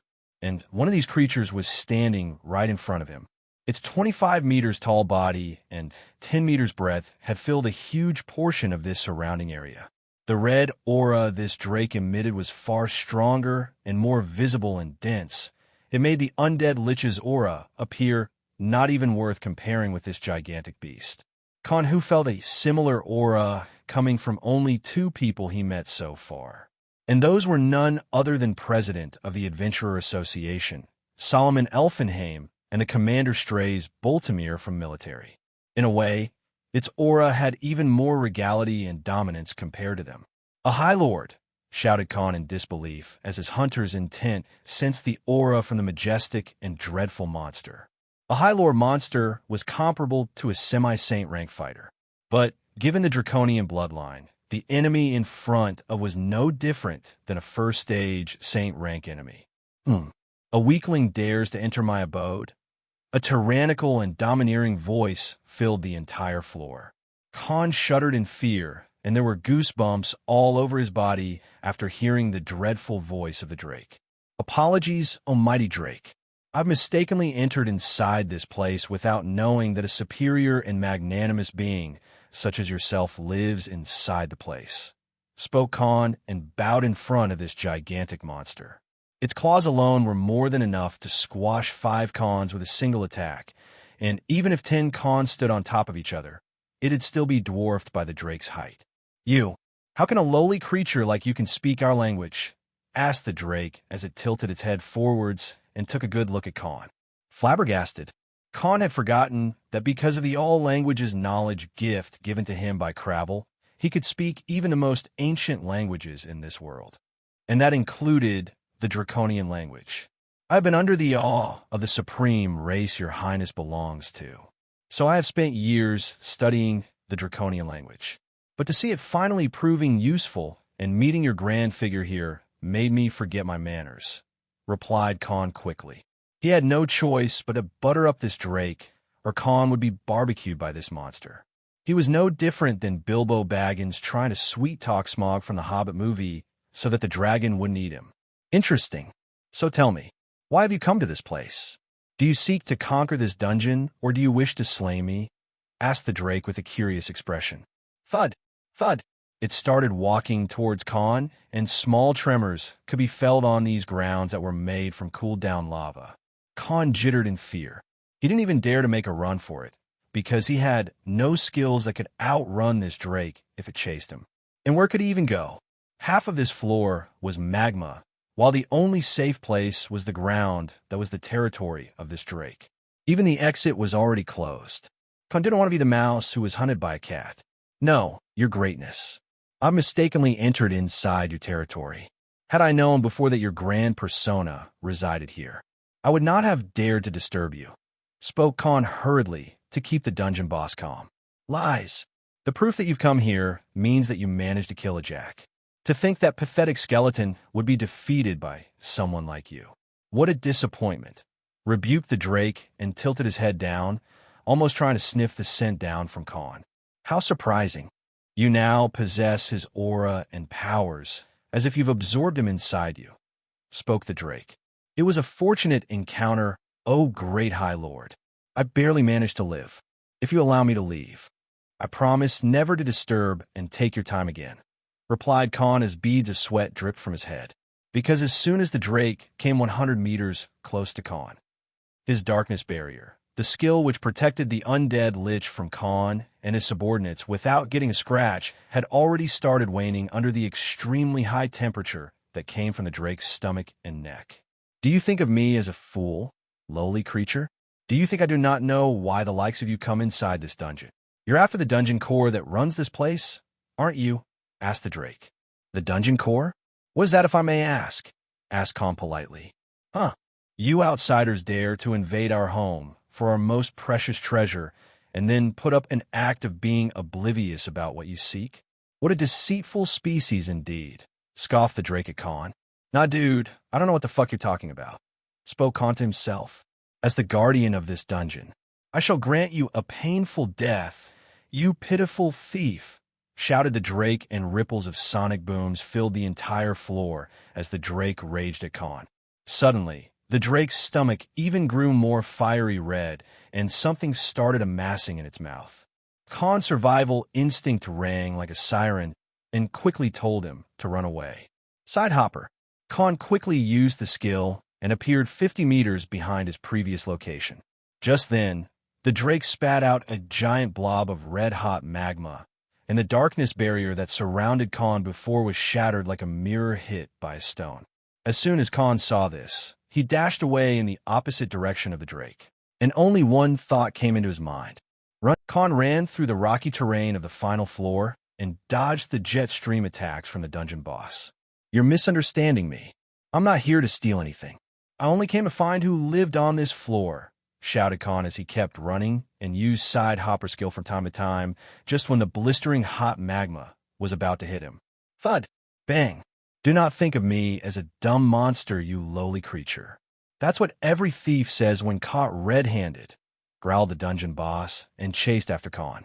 Every step and jump it made shook the rocky ground and formed cracks as the ginormous creature was the biggest and largest monster Khan had ever seen in this new life. So far, Khan hadn't even tried to summon any of his subordinates because there simply wasn't any suitable place for him to summon his army and even fight properly. The only place that could hold a large-scale battle in front of the magma drake was the place where he met the dungeon boss for the first time. Khan knew he alone couldn't do anything against this boss, but if he released the subordinates here, half of them would be burned alive in the magma that was erupting from the ground. Khan thought of a plan. He started citing an incantation as he kept dodging the giant claws by running and jumping from time to time. He let the drake spit another stream of magma at him, but just as the attack was about to hit his body, he released the Void Realm dark magic spell. Swoosh! Everything in his 50-meter proximity quickly stopped moving, including the gigantic drake, as if the time itself stopped running in this place. Khan dashed by its left side to quickly get past it. The spell currently worked only for 5 seconds, so he didn't have any time to waste. When the spell finally ended, the drake regained control of its body. It shifted its gaze at Khan again and spoke. It's a Jack's skill. You really did steal his powers. The magma drake's expression turned to that of rage, as if Khan had committed some sort of taboo. It charged at him with full speed and with more fervor this time. Everywhere the drake passed, small cracks were formed on the solid ground. After running for a couple of minutes, Khan finally reached the center of the grounds where the drake previously stood. Everyone out, commanded Khan, and one by one, hundreds of black figures jumped out of his shadow and quickly started getting in a defensive formation without wasting a single second. His side now consisted of more than 850 subordinates, and many being above level 40. And since he had spent considerable resources on equipping them with proper gears and weapons, it was comparable to a battalion of well-equipped soldiers. The first line of defense was Blackwell and the Minotaurs, followed by High Ogres, Hobgoblins, High Orcs, and the Undead Warriors under the lead of Jugram and Cyril. Ronan took the left flank with the Goblin Assassins, and Oliver took the right with Archer Subordinates and the Nymphs. Armin took the center, while Omega and Khan were in the back. This sudden emergence of these creatures even surprised the Drake dungeon boss, and it stopped his charge. What kind of magic is this? They're neither undead and nor are summoned creatures, spoke the Drake in confusion. At this moment, Khan didn't waste time answering their attacker. He and Ronan released the fear toxin from their hands at full capacity and started filling the surrounding with the fear toxin. "You dare to fight back, you pathetic vermin!" shouted the Drake and charged at the Khan's army. A barrage of water and frost spells landed on the body of the ginormous Drake, and a volley of arrows fell on it. Blackwell taunted the Drake to attack him and put his new shield in the front after activating all of his defensive skills. Sarah, on the other hand, started launching the shadow blades at the dungeon boss that had so much destructive power. Omega, whose job was to protect Khan at this moment, stood in between him and the enemy. Roar! The Drake roared in anger after surviving through the barrage of attacks. But amongst all of them, only the shadow blades did some actual damage, as the scaly hide was simply too strong and fortified to break through. Even the water and frost spells and attack only managed to push it back a little, but soon they evaporated from the extremely high temperature coming from the gigantic monster's body. "Die, you insects!" bellowed the Drake, and stormed in front of the defensive formation. With a single swipe of its giant claws, it broke through the first line of defense and even flung many of the minotaurs and ogres right inside the lava. Their wails reached Khan's ears as one by one. The subordinates were melting and burned alive, helplessly inside the pool of magma that was coming out of the ground. The Drake roared, and sonic booms from its mighty war cry shook the surroundings, and many of the subordinates lost their footing. It jumped right in the middle of the formation and started attacking the hundreds of enemies without any care of being hurt. It was extremely agile and strong, opposite of what one would expect from such a ginormous figure. The magma Drake swung its tail and swatted dozens of subordinates in the ground and broke many skeleton soldiers into pieces. Just in the matter of a minute, Khan had already lost more than 100 subordinates by either getting killed under the attacks from the gigantic Drake or getting burned alive from the magma pools surrounding the battlefield. It didn't even take 10 minutes before only 10% of Khan's original army remained.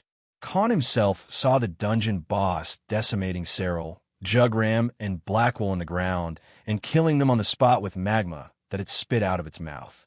Omega charged and attacked the Drake with shredder claws, but they couldn't even go past its defenses, while the toxin fog didn't do anything because it got evaporated from the bodily heat before even reaching the dungeon boss. Khan, who was attacking with Darkblade, did some minor damage, but it wasn't enough. He'd need to attack the same place over a few dozen times before his attacks even made a significant damage. His darkness barrier, the biggest protective spell, shattered in seconds from the magma attacks of this gigantic beast, while his Somir scales were already cracking from the tail swipe attacks he barely managed to survive from. Little by little, everyone, including Omega, died by the hands of the Drake as it cut and ripped their bodies apart. Khan, on the other hand, wasn't faring any better. All of his subordinates were defeated. All his attack skills, including the Darkblade, Fear Toxin, and Poison Acid, proved useless in front of the dungeon boss. He thought that he had prepared for the unexpected, but greatly failed in front of it anyway. Berserk God Mode. He activated his life-saving skill and attacked the Drake with all his might, using his sword, and launched dark magic spells and attacks one by one.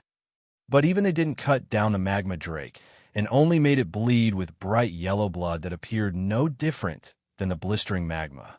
Thwack!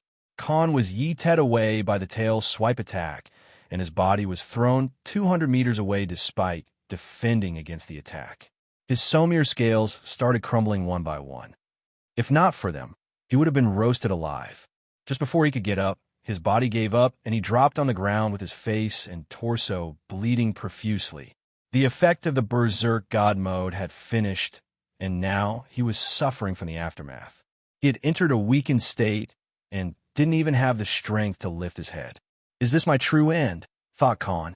He cursed himself for thinking that he would be able to fight whatever that was thrown in front of him just because he had an army of nearly 1,000 soldiers.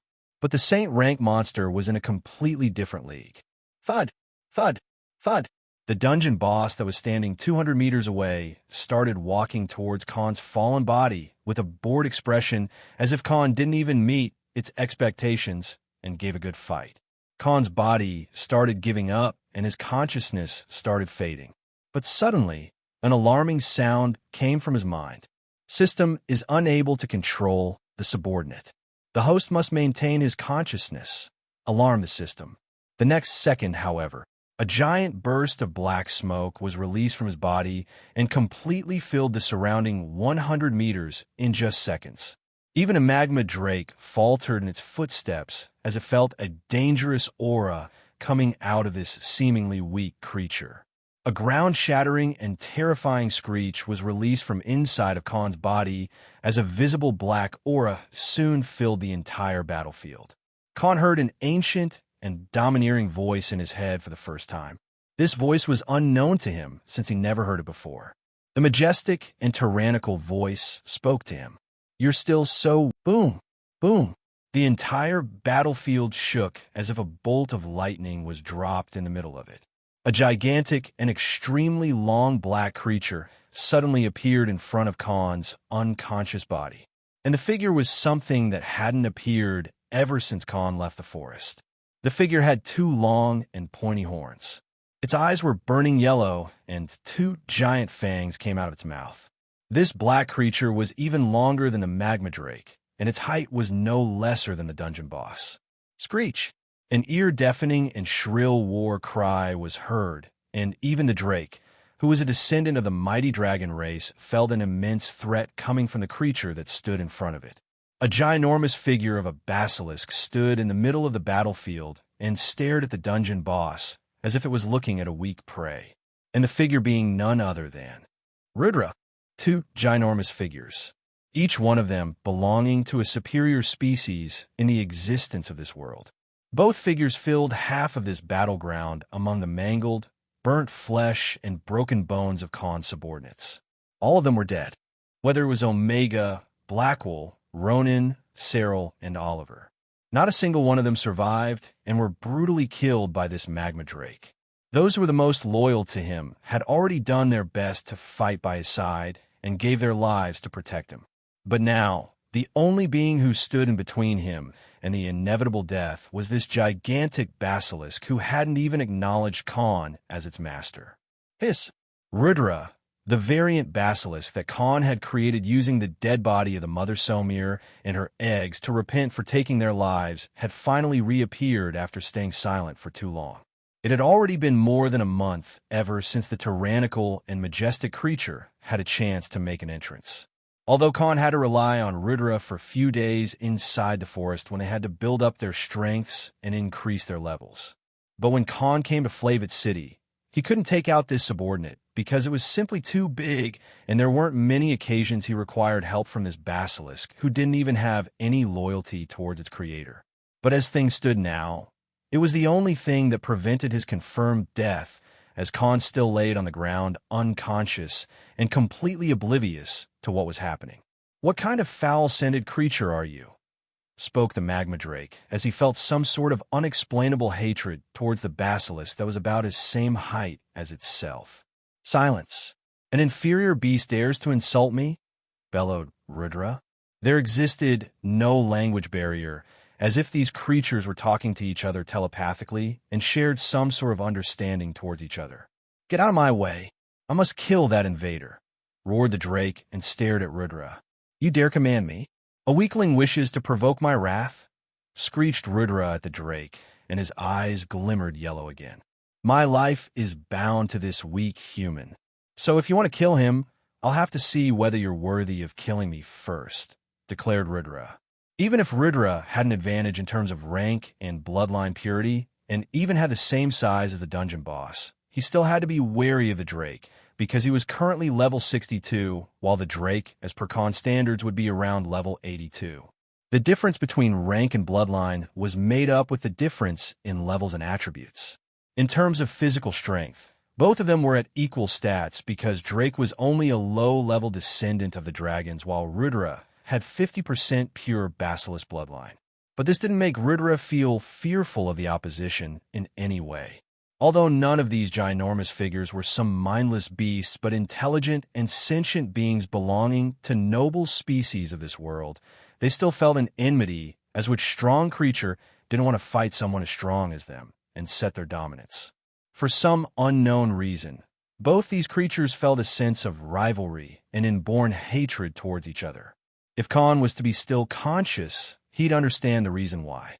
Because from the various books he read about different monsters and species in the world so far, he had come to know a little bit of information about the god beasts that were nothing but myths at this point. According to the folklores and ancient historical archives, the basilisks that were one of the 5 ancient god beasts and the mighty dragon race were actually lifelong enemies and had fought wars with each other for thousands of years before both sides greatly diminished their numbers, which also paved a way for many other species to evolve and get stronger with time. So killing or protecting Khan was just an excuse, because one way or another, these creatures were going to fight against each other sooner or later. "Prepare for your death, obnoxious beast," declared Rudra and dashed towards the drake as he slithered extremely quickly. Thud, thud, crack, crack. The magma drake ran and charged towards to face the enemy head-on, and several cracks were formed on the ground. Boom! 2 ginormous figures collided against each other, and a loud sonic boom of their grand and sturdy bodies banging against each other shook the entire floor. Screech! An ear-deafening screech from Rudra created ripples of waves, and the basilisk bared and bit with its fangs. He bit the highly defensive and burning hide of the magma drake that was leaking magma from small outlets. The wounds that were previously made by Khan. The drake quickly swung its giant and sharp claws against Rudra's black and fortified layer of the scales. It even tried to bite Rudra's skin, but soon both sides realized that their enemy was extremely strong and had a very tough body that was hard to penetrate through just physical attacks. The drake quickly gathered the magma in its mouth, spewed on Rudra's body. Hiss! Rudra hissed loudly and jerked his body. When he looked back at the scales that were attacked with this spray of magma, he saw that his lustrous black and impenetrable scales were slightly damaged. Rudra released his dominator's aura, and a pitch-black yet very heavy pressure was exerted in the 200-meter surrounding, making it hard for the drake to swiftly move. "You'll pay for this," he bellowed, and suddenly spat a spray of dark green liquid at the magma drake. Corrosive acid. It was Rudra's innate skill that was an evolved version of Somir's poison acid, far more destructive and lethal. Sizzle, sizzle, roar. The drake roared in anger as the corrosive acid almost took out an outermost layer of its hide that was extremely hard to even make a scratch on. The next second, both the sides took a step back, and the interaction of gauging their enemy's strength was done. But unlike what one would expect, Rudra didn't wait up for a chance and frantically charged at the drake again and encircled its entire body with his own, and this time, he threw up more corrosive acid on the drake's head and neck. "Rarea!" wailed the gigantic drake, and haphazardly swung its claws and tail to beat Rudra. Clang! Thud! Bang! The clashing noises of the 2 dangerous and terrifying creatures filled the entire floor as their massive bodies hit each other again and again. Rudra wasn't even afraid of getting hurt. More likely, the basilisk was enjoying the battle despite getting injured and a part of his body getting burnt and receiving deep wounds. Unlike Khan, who prioritized on defending from and attacking an enemy at the same time, Rudra used his body and tail to straight-up swat and whip the drake without caring for the injuries he was receiving from the volcano body that was leaking magma and was extremely hot to burn trees just by passing close to them. Ha ha ha ha! More! A devious and menacing laugh came from the basilisk, as if a sadist was looking at his target and getting exhilarated by imagining how he would torture them. The groundbreaking and brutal battle carried on for the next half an hour. Both the ginormous creatures were glaring at each other with murderous intent, their eyes filled with anger. Both of them were wounded and bleeding profusely from many openings on the body, as their respective skills and attack were like bane to each other. Rudra was bleeding mainly from the lower part of his body where the area was exposed and wasn't covered with the scales, while the Drake dungeon boss was leaking yellow hot blood that was sizzling and evaporating with time from various wounds on its back and legs. It had already lost an eye because of Rudra's corrosive acid, but the basilisk, on the other hand, was getting even more fierce and excited as the battle went on. giving no room for breathing. For the first time in its life, the magma drake fought an enemy it couldn't kill with a single attack or trample over it effortlessly. On the other side of the battlefield, a body of a human finally showed signs of moving after feeling the tremors and noises coming from the ongoing battle that shook the ground and created shockwaves. Ugh, what's happening? Asked Khan to himself and tried to get up. Since he was in a weakened state, he barely had the strength to get up. Khan quickly took out a high-grade health and stamina recovery potion and gulped down the entire bottle in a single go. Only when he felt like regaining some strength in his body, his eyes landed on the ongoing battle.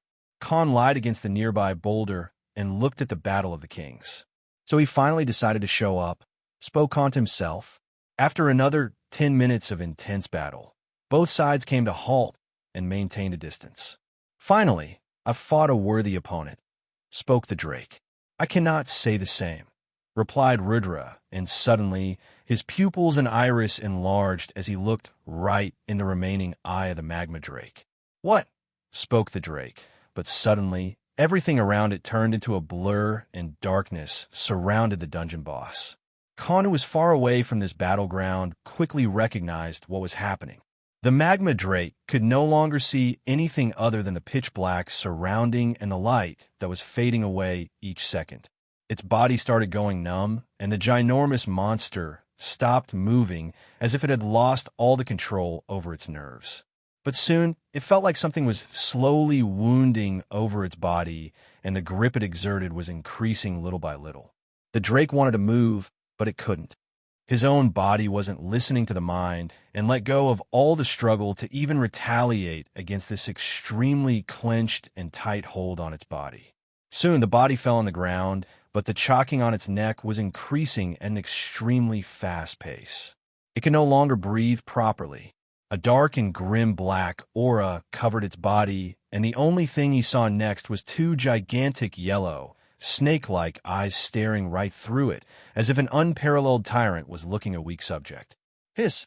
The drake heard a loud hiss, and finally came to its senses and noticed that his entire body was coiled over by the gigantic basilisk, and unable to even move its legs. Khan knew what actually happened. It was one of the gigantic basilisk's innate skills that he had seen before when they hunted many creatures inside the Abyss Forest. The ability that made even their enemies willingly surrender and put down their guard. The hypnosis gaze. Unlike Khan's executioner's gaze, the hypnosis gaze didn't paralyze the enemy on the spot, but completely broke the mind and body connection of the enemies and blinded them as if they were inside a completely different world, making them confused and unable to see the approaching enemy. The drake had finally fallen for Rudra's hypnosis gaze ability. And before it could even speak another word, rip, Rudra bit and ripped the dungeon boss's head off of the body. Its ginormous figure had slumped down after the magma drake lost its life. And thus, the victor of this battle was decided. Rudra, the dominator. A war of the kings for supremacy was finally over. Rudra, despite being weaker in terms of levels and attributes, still came out on top, living up to the name of the god-beast Basilisk. Khan looked at the gigantic figure that was still coiling around the corpse of the magma drake that was now cooling down little by little. Khan was now recovering and had enough strength to get up and walk thanks to the high-grade health and stamina recovery potion. He picked up his sword and started using it like a walking stick as he slowly walked towards the battlefield. His bleeding wounds were slowly getting closed since the aftermath of Berserk God Mode was over, and now he had 30% of his strength and health regeneration abilities, albeit working at a slow pace. "So you finally decided to show up, Your Majesty," said Khan sarcastically. "It's because you're still too weak, human. You couldn't even kill this inferior beast while I defeated it despite being far weaker than it," replied Rudra as he looked at Khan with condescending eyes. "Since when have you been able to speak?" asked Khan out of curiosity. "The mighty me have developed speech after watching you converse with so many creatures. I can see everything from the inside," replied the basilisk. "Then why didn't you come out before when I asked you to?" asked Khan as he glared at the serpent. "I wanted to see how you'd fare against this lizard, but to think that you'd lose so miserably." Well, I didn't have any big expectations anyway, spoke Rudra as he started unwinding himself from the body of the now dead dungeon boss. Then why didn't you come out when the lich nearly killed me? Asked Khan. Its dark magic had greatly restricted me, and also, the cave was too small for me to appear, replied Rudra. If you had come before, everyone else would be still alive, raged Khan at the basilisk. Because he indeed had asked Rudra to come out, but the basilisk was somehow able to maintain staying inside his shadow despite Khan's orders. He was like a tenant who won't get out of the house even after the landlord banging on the door too many times. And how is that my problem? Their lives have no importance to me, rebuked Rudra. If not for its life being bound to Khan, it wouldn't have shown up even now. Rudra was a subordinate made up of 50% basilisk bloodline and was at mythical rank. Even under the restrictions placed by the synthesis divine ability, the difference in species and rank made it unwilling to submit to Khan, mainly because the Khan back then and even now was still far weaker than it. Khan threw his hands in the air. There was no point in quarreling with this rogue and oddball subordinate. He needed to reach a level far above it and beat the shit out of this basilisk one day to make him submit. System, is there any way I can get them back? Asked Khan just for the sake of it. His losses were simply too big in this hunt, and he was only alive because of this giant basilisk, his biggest trump card showing up in the last moment. Otherwise, he'd be squashed in the molten ground by the dungeon boss. One thing Khan understood very seriously that your rank and species really had too much importance to them. Rudra managed to kill the Drake and made up for their difference in strength solely because of that. If he was the same level as the dungeon boss, the Drake would have died miserably in the beginning because Rudra would be far stronger and have an immense difference in attributes and strength. Even though Khan didn't like relying on anyone else, even his subordinates, he still had to be thankful to this moody teenager of a snake. Yes, the system holds all the data regarding the species, bloodlines, and even the consciousness of the subordinates created by the host. So as long as the host is alive, the subordinates can be revived. But the host will have to provide monster cores and mana ores for the reconstruction of their bodies from scratch, replied the system as it explained the procedure. Khan let out a sigh of relief and asked again, how much? Given the current amount of resources, the host can only resurrect 4 subordinates after using all the A rank and B rank cores. Low-grade resources are unsuitable for this procedure, replied the system. I see. Resurrect Omega, Ronin, Cyril, and Blackwell for now. Take all the resources you need, ordered Khan. Resurrection procedure initiated. The subordinates will be revived with a newly constructed body with the same skills, bloodlines, and memories in 12 days. Informed the system in its usual lifeless robotic voice. Khan currently had 60A rank and 1200B rank cores on him. Khan found this procedure reasonable because no way could a dead entity could be resurrected this quickly after being reconstructed from scratch. If you don't mind, said Khan and walked towards the corpse of the magma drake. Mine! Its body is mine to eat, shouted Rudra and glared at Khan. What? Thought you didn't like eating weaklings, responded Khan in surprise. Although this beast is weaker in front of me, I sense an archaic bloodline from it. Even though it's in very small amount, it can still be beneficial for me, declared Rudra. Huh, aren't you a basilisk? Isn't this guy supposed to be your enemy? Asked Khan with a baffled expression. I am, but you're forgetting that I'm what you call a variant. I can absorb its bloodline and acquire its traits and powers for myself, said Rudra. Holy fuck! A sudden realization struck Khan. If what Rudra said was possible, wouldn't that mean that Rudra would be able to absorb both basilisk and draconic bloodline in the future, and have powers of both the species? He'd be an anomaly that had never existed, an entity that shouldn't even be possible to exist, because normally, 2 noble bloodlines would repel and counteract each other. But in the case of Rudra, who was created using Khan's synthesis divine ability, it was possible as it had no restrictions on. So you mean you can become an amalgamation of both basilisk and dragon? You gotta be shitting me, yelled Khan in disbelief. In response, Rudra only gave a cunning smile to Khan. I will transcend beyond these basilisks and dragons you speak of, I will trample upon them. I shall sit atop of all the creations in this world. I will dominate this entire world, declared Rudra. Yeah, whatever. Just let me absorb its skills and bloodline, and you can have the body and the core, okay? Said Khan, and put his hands on the now cooled-off body. Khan hadn't used the mana bombs on this magma drake because he figured out that they wouldn't have damaged the dungeon boss up by much. After all, the heat only complements heat. His dark magic was far more useful compared to those bombs. And now that most of the body had cooled off after the boss died, he could finally put his hands on it. And since Khan didn't have any sacrificial pawns, he couldn't even create a new subordinate out of it. He put his hands on the body and gave the command. Absorb. For the next half an hour, Khan spent his time absorbing the skills and bloodline. And when he was finally done, the system notified him about the new skills abilities. Congratulations to the host for acquiring the Draconic Bloodline. Current bloodline purity, 5%. The host has acquired the following abilities and skills. Thermal Body, S rank, Grandmaster rank, passive, allows the host to maintain body temperature and immunity to heat up to 2000 degrees Celsius. Drake Scales, active, creates a sturdy and protective layer of magma drake scales around the entire body of the host. Drake Claws, active.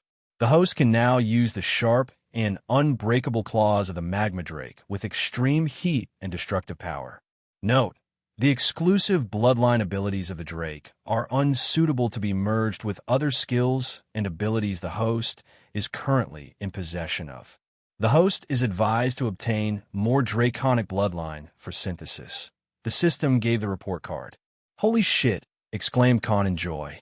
This was indeed a worthy reward. And as soon he gained the thermal body, Khan's body no longer felt the jarring heat that came from the surrounding. To him, he felt like sitting in front of an AC instead.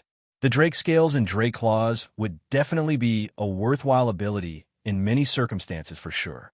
After he was done, Rudra started tearing the body of the drake with his giant fangs and ingested the torn body parts one by one. Khan, who was already content with the results, had no intentions to watch the butchering procedure. Just then, Khan suddenly remembered something that the dungeon boss had spoken to him. He took a look around the battlefield and tried to sense the surroundings. But since all his abilities were restricted for the next 24 hours, his reach wasn't that far. Now, where is it? Asked Khan, and finally he noticed a small bright light that was coming out of a small peak on the other end of this floor. It was the exact place where the dungeon boss first came out of. A greedy expression appeared on his face, because he would still get some consolation despite losing the fight. Because what Khan was looking for was the most precious thing in this entire dungeon, the dungeon core. After Khan finally noticed the shiny bright light coming from the other end of this final floor, his countenance turned delighted as he slowly kept walking and carefully avoided the lava. In just 10 minutes, he finally stood at the foot of a tall peak. Even though his senses had weakened, he was still able to find the immense and fluctuating mana coming from a tunnel in the middle of this peak. Whatever that was inside, undoubtedly it was incredibly powerful because the mana and pressure it was leaking was far more potent and intense than any of the monster cores in mana ores he had seen so far. Even a violet monster core Khan had failed in comparison. Step by step, Khan finally managed to climb to the entrance of the small tunnel. Khan's black longcoat started fluttering in the air from the waves of mana that was coming out of the innermost part of this tunnel. Khan felt like that he wasn't being targeted by the source of this mana, or he would have been flung backward just based on the intensity of the waves. It's as if the source of this dense mana was allowing Khan to enter the tunnel willingly. As soon as he walked a dozen meters inside the inner part, Khan was blinded by an incredibly bright white light, and he covered his eyes with his left hand. He couldn't see what was in front of him, but sooner the intensity of this light decreased little by little, and Khan finally saw the insides of this tunnel. A solid floor made up of the hard black ground, similar to the one outside. But in the middle of this small enclosed space that was of the size of 2 living rooms was an altar, and above it lied a bright and glowing white orb that was of the same size of a car. This giant orb was pulsating like a heart of a creature, and ripples of tangible mana permeated the entire space. But before Khan could even come closer to this orb, the space was filled with white fog, and a phantom started forming above this white orb. A 10-meter white and wraith-like figure was formed above this dungeon core, and a face of an elderly human came to be. A domineering and majestic pressure was exuded from this phantom, and the being opened its eyes. It gazed around the room and finally looked at Khan. So, someone has finally conquered this place. Tell me, who are you? Asked the phantom as he stared at Khan intently. I'm Khan, a citizen of the Rocco's Empire, replied Khan without any worries, because he felt no killing intent coming from this phantom. So, our empire still lives? Our great emperor will be delighted to know this from the afterlife, said the phantom with a worshipping look as it looked in a random direction for no reason. Dude, stop trying to act so mysterious and cool. Just tell me, what the hell are you? Cursed Khan in his head. May I ask who you are? Asked Khan. I'm called Lurzan, the first sage of the Rocco's Empire, replied the phantom. Young man, have you defeated the guardian of this core? Asked the phantom to Khan. Yes, I have. Do you think I would be able to stand here without killing it? He responded. This giant orb you see is our empire's most prized possession. 800 years ago, I hid it at the border of our empire. If I'm not wrong, there should be few dungeons formed around this place by now, spoke the first sage. Yes, there are more than 11 dungeons in 50 kilometers formed around it, explained Khan. Listen to me, young man. I'm nothing but a soul remnant of my old self. A fraction of my soul was bound to this core before I departed the world, explained the sage. I do not know what you would do with this core, but as part of the instructions that were given to me by our great emperor, whoever passes the trial and reaches this place shall be named as his successor and become the rightful heir to the throne. This decree was already given to the imperial family, and from now on, you are the rightful emperor of Rocco's Empire, declared the phantom in a grand gesture. But there is no imperial family anymore. They were massacred after a coup 100 years ago. Nobody knows about the emperor or his decree anymore, spoke Khan to himself. So tell me, young man, do you accept it as your life's mission to rule and bring prosperity to our empire? To make it the greatest and undefeatable force in the entire world? Asked the sage's soul remnant. Whatever gibberish this phantom was speaking, it was something definitely worth knowing.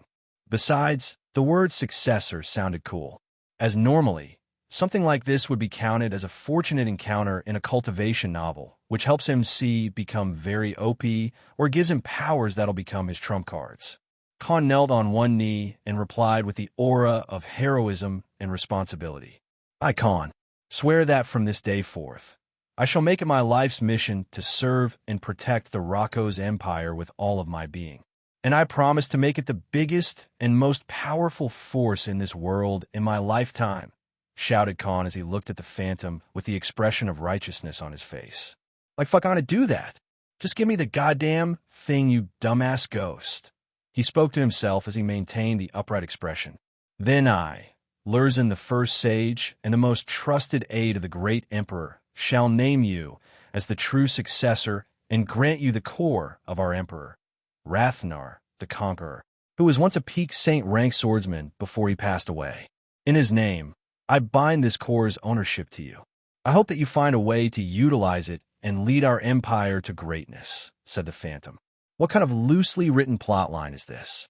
He isn't even inquiring about my background or testing my true intentions, spoke Khan to himself. Suddenly, hundreds of white threats came out of the core and entered Khan's body. Let M freebies come in. My body is ready. Soon, the phantom faded and the giant orb started shrinking its size. In just 10 seconds, it turned into a normal orb that was of the size of a football, soccer ball, but it still maintained the white glow. Khan placed his right hand on this core as if he had a sense of familiarity with it. He knew touching it won't harm him in any way. System, scan it, he ordered. Scanning complete. Congratulations to the host for acquiring a Peak Saints core. This core can be used as a source of vast mana, or can be absorbed to break through the Saint rank levels when the host is at least a 4th stage Saint himself, replied the system. Huh, so I can't use it now? Why, he asked. because the host body is currently too weak to absorb or sustain any energy from inside this core. With the host's current rank, the host can only use it as a supplementary source of mana. Trying to absorb the core through any method would result in the host getting exploded or reduced to dust. Explain the system. What if I cut it into small pieces? Asked Khan. Sure, if the host wishes to die, replied the system in a sarcastic tone. Khan felt embarrassed after the system's remark, and he took a separate space ring that had space big enough to hold this core inside. He put the core in it and returned to Rudra, who was done tearing through, then eating the body and the core of the magma drake. Human, I'm done, but from now on, I will need some time to completely absorb its bloodline and abilities. So do not call me out for another month, because I will be under a sleeping state from now, spoke Rudra. Then what about that? Why didn't you eat it as well? Asked Khan, and pointed his fingers toward a heap of dark and scaly armor-like body parts of the drake. Even I can't digest them. So I left them as it is, said Rudra, and quickly entered Khan's shadow. Do not wake me up. I won't be able to come out anyway, said Rudra in Khan's mind. I should make good use of this, said Khan as he looked at the heap of the scaly and extremely durable body parts of the drake. These were exactly the places where Khan's dark bait attacks failed to penetrate and damage the dungeon boss. Khan took this entire heap inside his main space ring and departed from the dungeon. This time, he didn't want anyone to see him in this weakened state, so he covered himself under the black cloak. After spending 2 hours and finally exiting the dungeon, he reached the city gates. But suddenly, heaven's shaking and ground-shattering voice filled the sky, and the entire Bromner dungeon shook. The Bromner dungeon has been conquered. A loud announcement came from the dungeon and filled the entire sky. It shook the entire Flavit city and the area in nearby 50 kilometers. No matter where one was, they'd hear it very clearly. Khan, who nearly fell on the ground after hearing this announcement, cursed inside his mind as he recognized this voice. Fuck you first, Sage. Why don't you? As soon as the announcement regarding the Bromner dungeon being conquered filled the sky and reached the ears of everyone under it, the entire city and all the inhabitants living in it stopped whatever they were doing at that moment. None of them believing what they heard just now. The Bromner dungeon was very famous in this entire city. Although it was low on resources and only suitable for small groups of adventurers, it was still the closest and most convenient to many newcomer adventurers and people who dealt in the businesses related to monster harvest and product dealings. And on top of it, it was the closest one to the city. So many people knew about this one far better than other dungeons. But to suddenly hear it had been conquered put all the populace that heard the announcement in disbelief. Because not even once in the past 60 years, ever since Flavit City was created, had any of them heard about a dungeon being conquered. So people didn't know what to believe or how to take this information in the first place. At this moment, over hundreds of magical formations that were varying in sizes, from a single person to even dozens of people in a group, were being teleported outside of the dungeon premises, and in just a few seconds, more than 2,000 people had been transported out of the dungeon, whether they were simply traveling inside the dungeon or were engaged in a battle. Everyone who wasn't an inhabitant of this dungeon or was an outsider was simply thrown out of it. "What the hell is happening?" shouted a female elf. "I was just about to kill that giant bat," spoke an elven swordsman. Soon, all the people that were thrown out of the dungeon started a heated discussion amongst themselves. "Silence! Everyone listen! Just a few minutes ago, a loud voice declared that the Bromner dungeon has been conquered. Everyone outside of the dungeon had heard it," announced a dungeon entrance guard who was using a magical artifact that amplified his voice like a loudspeaker. "What kind of nonsense is this?" shouted an adventure group leader, and soon, many others followed. And for no reason, soon a fight broke out in between these groups, and the guards were forced to intervene. The squadron of the military that was stationed close to this dungeon had already charged towards this dungeon as the first response team. But this wasn't the only place where the mood of people was overwhelmed or confused. Some people already imagining that since the dungeon was conquered, it would close sometime soon, and the professions and the market would be hugely affected. And that very assumption had put the majority of the population in panic. And hence, Every person in the government, the military, and the Adventurer Association was on alert mode.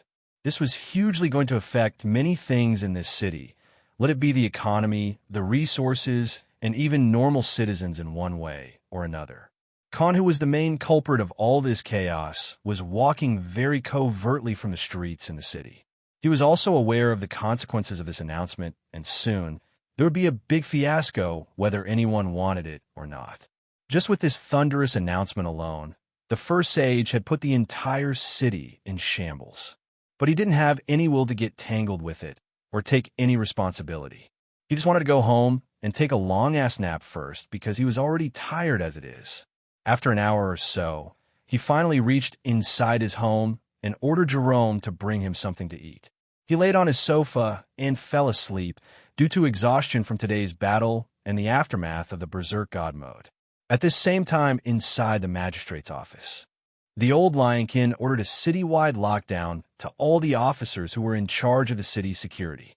On the other end of the city, an elven mage tore a page from a record book inside the Adventurer Association.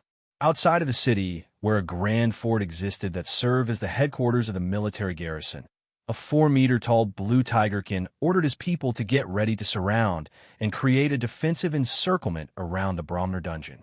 Hundreds of foot soldiers and cavalries departed towards the direction of the now-conquered dungeon. Normal people didn't know about the consequences of a dungeon being cleared, but these 3 people did. Because unlike what people thought, the dungeon that was once cleared doesn't simply get closed. But before it gets closed for good, it releases all the monsters inside it after a few days. And that is why even the strongest fighters and powers that possess the manpower and resources to clear a dungeon preferred not to do it.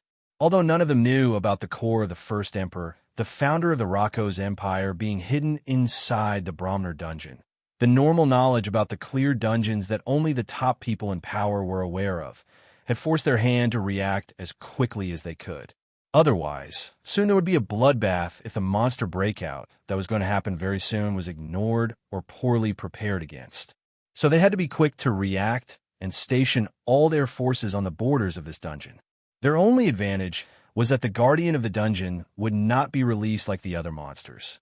At this moment, millions of people at different corners of the city asked themselves, who the hell was it?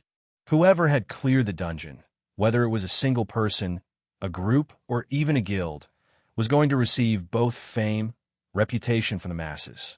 While at the same time, they'll also receive the wrath of many people from the government, the military, and the business federation. So soon, many people hungry for fame would spread their lies about how they cleared the dungeon with their strength, and many fights for the title of the conqueror were bound to happen. But unbeknownst to all people that lived in this city, the root of the cause was dead asleep in his house and had no worries or care about the consequences. Little did he, Khan, knew that his actions were going to make a historical change to the Flavit city. The next day, when Khan was finally awake, he heard the news of skirmishes and mayhem that was caused by yesterday's announcement. But unlike the newbie him, he no longer felt like taking some sort of responsibility. It would only bring him unnecessary trouble. He had no intentions of being persecuted in front of a judge and a jury. Today, he had no intentions of checking up on new updates related to mayhem. So contradictory to what he previously said, he'd spent this day as a couch potato until he fully recovered strength. There were still a few hours left till he fully recovered, and the Berserk God mode's weakening state ended. After taking a long hot bath, he dressed in new clothes and waited for his delicious food. He thought about giving a reward to the chef, given how exquisite and mouth-watering food he was eating recently. After spending the entire morning and noon in bed, he finally recovered his strength, and all the wounds were completely healed. But unlike his initial plans for the day, he thought it'd be best to use the remaining day to look for someone who could make something for him from his harvest on the final floor. I was thinking about the magma drake's armor-like body parts, and since he had an entire heap of it, he might as well have something useful that could be handy in a battle. But since the material was extremely rare, he couldn't afford to let it go waste by the hands of some unskilled craftsman. Khan had already heard that there were 3 Grandmaster rank blacksmiths in the Flavit city, and all of them were the renounced figure who had a lot of prestige and standing in the city as numerous nobles, government officials, and military officers would often ask for their services and build them some top-quality weapons and armors. Jerome, do you know who's the best blacksmith in the city who can make a top-grade armor? The Grandmaster rank, I mean, asked Khan to Jerome, his housekeeper. Yes, sir. There's Master Rostov, Master Brult, Master Latver, and suddenly Jerome stopped in his words as if he was afraid of speaking the last name. And? Asked Khan. Nothing, sir. These three are the ones you should contact. Forget I said anything, said Jerome hurriedly as he tried to retract his words. Who's the fourth? And why are you acting all worked up? Asked Khan out of curiosity. The usually calm and collected servant was flustered for some reason as soon as he nearly mentioned the fourth blacksmith's name. Well, the last person can no longer be called a Grandmaster blacksmith, so only the first three are better choices. But they're usually busy with high-priced commissions and people with a high reputation and social standing, replied Jerome. Well, that's a bit problematic. I wanted to have something made soon, said Khan, and inquired more about the three Grandmaster blacksmiths. As per Jerome's knowledge, all of them were highly sought after, and even if Khan were to pay a lot of money, he'd still have to wait for 3 to 4 months before his commission was finished. What about the fourth one? What happened to him? Asked Khan. He no longer takes any commissions. More likely, no one goes to him for having any armors or weapons made, replied Jerome. And why is that? Asked Khan in a confused expression. It's better if you don't get mixed up with that man, sir. He's been in a way blacklisted by the entire city, explained Jerome with a saddened expression. This piqued Khan's curiosity even more as he found it completely unreasonable for a Grandmaster rank blacksmith to get banned from making any weapons or anything. What did he do? Asked Khan again. Well, sir, his story is a tragic one, but it's not something normal people or even many powerful people can interfere with. Doing any business deals with him can get you killed by some of the most powerful noble clans, said Jerome. Tell me the full story, ordered Khan as he could no longer hold back from the curiosity after this much build-up. Jerome spent the next 20 minutes about who the Grandmaster blacksmith was and how it came to a situation where nobody in the city wanted to hire him or have him make them any form of weapons or armors. But when Khan finally listened to the past of this person, he clenched his fists in rage and even leaked his deathly aura after failing to control his emotions. Even for someone like Khan, whose mind was extremely calm and didn't give impulsive reactions to whatever happened around him, the story of this man had thoroughly enraged him to the core. Do you know where he lives? Asked Khan to Jerome. Sir, I don't think it's a good idea to have any connections with this man. It'll not only affect you, but anyone who's even remotely related to you. So please reconsider, said Jerome with a bewildered expression. Don't worry, I won't meet him under public eyes. Just tell me the address, commanded Khan, and soon he departed from the house. Khan had to spend a lot of time exchanging carriages and traveling dozens of kilometers until he finally reached in front of a small mansion that appeared to be unlooked after. There were overgrown plants, trees and grass in the garden, a rusted gate, and a ghastly look to the entire property that made it look like a ruined estate. Khan carefully treaded from the paved footholds and knocked on the main door. Fuck! Fuck! Fuck! Who is it? A grim and sore voice of an elderly man came from the inside of this house. My name is Khan, Mr. Albestros. If you have time, I would like to talk with you about some business, replied Khan from the entrance. Return, boy. I don't make any weapons anymore. Haven't you heard? Asked the old man. And I'm still here after knowing about it. Please at least see what I brought, and then decide if you want to accept the commission or not, spoke Khan as he kept banging on the door. Clink! The door was opened from the inside, and suddenly a figure of an elderly man with short hair and a long grizzly beard came in front of Khan. It's you, shouted the old man as he stared at Khan in disbelief. Khan, on the other hand, wasn't baffled, because he had seen this old man once before. Although he hadn't spoken to him, Khan had a vivid memory of this man since he appeared on one of the most memorable days in his new life. The last time he had seen this old man was on Jessica's funeral. Khan stood in front of the old man with a firm stance and expectant eyes. What are you doing here? You can't be seen with me, or you'll be killed, shouted the old man, and quickly pulled Khan inside the house and shut the door. I see that you remember me. Master Albestros, replied Khan and glanced at the living room. To meet his expectations, it was just as he thought. Barely enough furniture for one man, and not a single piece of decoration inside the entire living room. Are you stupid, boy? I heard that you were some talented swordsman, but don't you know what happens to those who are seen having any connection with me? Raged the old blacksmith. Even if they were to find out, I couldn't care less. I've come to seek your expertise. Besides, I don't think anyone else in this entire city will be able to forge what I want, replied Khan nonchalantly. Are you out of your goddamn mind, boy? Didn't I tell you that I don't make any weapons anymore?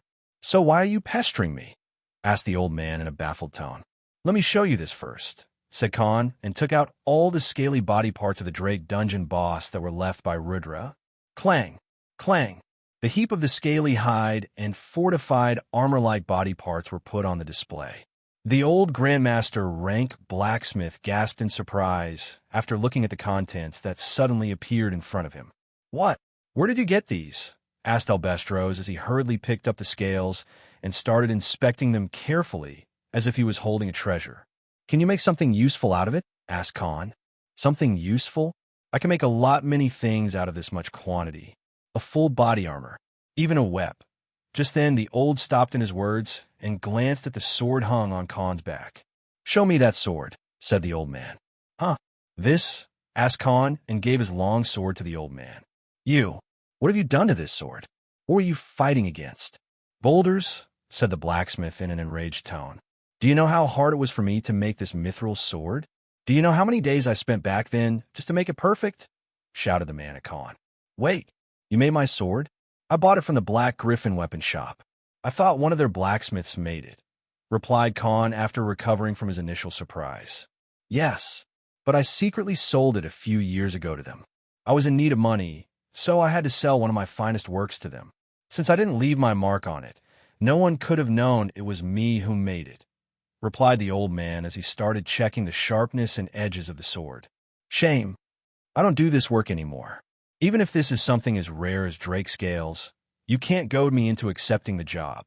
No matter how much money you pay me, I still won't accept this commission, replied the old blacksmith as he folded his arms together. I know that. That's why. I'm not offering you any money. But what I'm offering you holds far more importance to you than any treasure in this world, spoke Khan. And what is that? Asked the old blacksmith. For the next 10 minutes, Khan and the old man discussed the terms of exchange. Thud! The old man dropped on the knees, crying without holding back and looking at a hooded figure that stood in front of him like a grim reaper. There was a black aura leaking from this hooded figure. I'll do it, bellowed the Grandmaster Blacksmith. I'll do anything you want. I'll give you my soul in exchange, if you want as long as you keep your promise, said Albestros. In just 10 minutes, the whole direction of the conversation had shifted to an entirely different topic, and the mood inside of this hall had turned to that of sorrow. No need. Just deliver upon our deal. I shall deliver upon my promise as well, replied the hooded figure in a grim voice. I can remake the sword as well, into something far stronger that not even an epic rank sword can face off against, spoke Albestros again. Fine. Take as many days as you need, and you'll keep hearing some news about our deal from the public, declared the hooded figure, and the next second, it completely disappeared from the sight of this old man. The old blacksmith, on the other hand, kept weeping tears of pain and suffering as if a dam of grief inside him had broken, and all the sadness that he had been holding back had finally found an outlet. Finally, he'll make them pay. He will make them all pay, screamed Albestros in joy as he started wiping off his tears. For the first time in the past 4 years, the once most talented and famous Grandmaster Blacksmith of Flavit City smiled again. When a night finally came and dark clouds filled the sky, giving the entire city a touch of an eerie and terrifying feeling like a bad omen. The chilly breeze had forced a lot of people to get inside their houses earlier than their usual time. Even the night businesses and entertainment establishments were hugely affected by this sudden change in the climate. Soon, the dark clouds poured a dense rainfall on the city, and the sound of thunders with flashes of lightning had covered the entire city under them. Many people felt a foreboding that something sinister and chaotic was going to happen very soon. because in the dark, rainy clouds of this night, a hooded figure stood on one of the tallest towers of this city. Its clothes fluttered in this heavy rain, and suddenly a bolt of lightning flashed in the sky just right behind this figure. On this ghastly and stormy night, reappeared the judge, the jury, and the executioner, because on this very night, Azrael had returned. Khan stood as Azrael on the edge of a tall tower as he looked at the downpour covering the entire city. The lightning struck few times, and the populace was forced to hide under their houses or take cover under the stormy weather. As for what happened this evening, Khan had agreed on few terms to have the Grandmaster Blacksmith, Albestros Winston, make him full body armor and even upgrade his sword. But to make him accept the commission, he had even revealed his secret identity as Azrael. Khan was very careful and always did his best to completely remove any tracks of killings, and his other identity, willingly revealed it to the old man. Not only because he was emotionally moved after his tragic story, but also because he wanted to do something for the old man on his own accords. When Jerome had told the old man's history, Khan was thoroughly enraged, but also understood why not even the Snakekin had dared to put some names in the small books of criminal names he once gave to Khan. Because the background of those people was something nobody could dare to offend. As for the old man's tragic story, it was something that would make even the most heartless people feel empathetic towards the man and boil their blood in rage. Khan had already decided that he won't be a warrior of justice and only use Azrael as means to achieve goals that would benefit him. But today he was going to contradict his own words. And he revealed himself as Azrael to Albestros in order to make the old man feel certain that Khan would keep his promise. Albestros Winston was once the most famous and talented blacksmith in the entire Flavit city. Dozens of noble clans, government officials, and powerful people used to have their weapons and armors made from him. Hundreds of people lined in front of his shop, and a few hundred people worked under his brand. The most notable thing about the Grandmaster rank blacksmith was that unlike the other blacksmiths of the same rank, he was both a blacksmith and an artificer. He could do jobs of both different professions as he had spent many years gaining the knowledge of magic formations and runes. He was considered a total behemoth when it came to his craft. His name was renowned around many cities, and he was ranked as the 11th best blacksmith in the entire Rocco's empire. Just his prestige alone was enough to make anyone before him bow in respect. Over the decade when he rose to fame, people would even wait for an entire year to have him make their weapons and equipments, as his work results were far superior than the other three. He and his family lived inside the very mansion Khan had visited this evening, and there'd always be people lined up in front of the gates. But everything changed one day. Albestros had a daughter and a son. The daughter was 21 and the son was 18 years old. His wife had passed away a few years ago because of terminal illness, and he only had his children to live for. Albestros was on a business trip and had to meet some influential people in a city close to the capital. So he was out for a week. During those days, a heart-wrenching scene that shook the entire city happened. Albestros' daughter, Cynthia, was seen as one of the most beautiful young maidens even among the daughters of the noble clans. Many had proposed marriage to her, including some of the most powerful and big noble clans, but respecting her wishes and given how he cared for his children, Albestros had turned down many of the proposals politely. During the week he was gone, for young heirs of the noble clans who were going to be the next leaders of their respective clans had kidnapped Cynthia right from their mansion and even killed the people guarding it, saying that she should have made her decision, and declining their proposals had disrespected and embarrassed their powerful clans. And at the end of the day, her father was nothing but a lowly craftsman, and for the crime of offending these clans, she would have to go through severe punishment. What happened after that had sent shivers to Khan when he heard his story. Cynthia was publicly *D by these noble heirs one by one in an open square, right in the middle of the city. They did in front of thousands of onlookers and brutally tortured the young naked girl, saying that those who looked down on the nobles should meet the same fate. Given their background and their own small army of soldiers that were present there, even the city guards and officials didn't intervene. The normal public, who couldn't tolerate this heinous act, retaliated, but what could a normal person with no weapons or training do in front of seasoned warriors. Dozens of men and women who tried to stop this act were killed in that square, and this deterred the onlookers. Gerald, the son of the blacksmith, was training to be a knight in a military school. When the news reached his ears, he ran towards the square hurriedly and lost his mind after he saw what was happening to his loving and caring elder sister. Without the care of his life, he stormed into their formation and even killed 4 people. But in front of hundreds of experienced soldiers, what could a newbie like him do? To make this already cruel scene more gruesome and unable to watch, the soldiers tied Gerald on a platform and made him watch as the sons of the 4 clans rap *D, his sister, in front of his own eyes. Cynthia's gut-wrenching cries for help were heard by thousands of people, but not a single one of them dared to help them after watching the fate of the others who tried to. Her pleads for mercy and screams for help fell only on deaf ears. Gerald's enraged roars and curses made no difference. No god or a savior came that day to protect the girl's honor. The soul-shuddering scene kept on for a couple of hours, and finally, Cynthia bit her tongue out and committed suicide by choking on her own blood. Gerald, on the other hand, swore to kill every single one of the heirs and their entire clans to avenge his sister. But the cruel and inhumane heirs didn't give him a chance to live another day.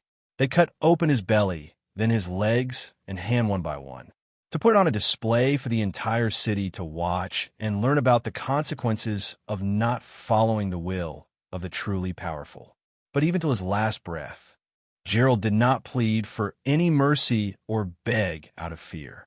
He swore that even if he had to return from the dead or make a deal with the devil, one day he would spell the doom for their entire clans and everyone who carried their blood. After both the sister and the brother died, their bodies were hung right in the same square.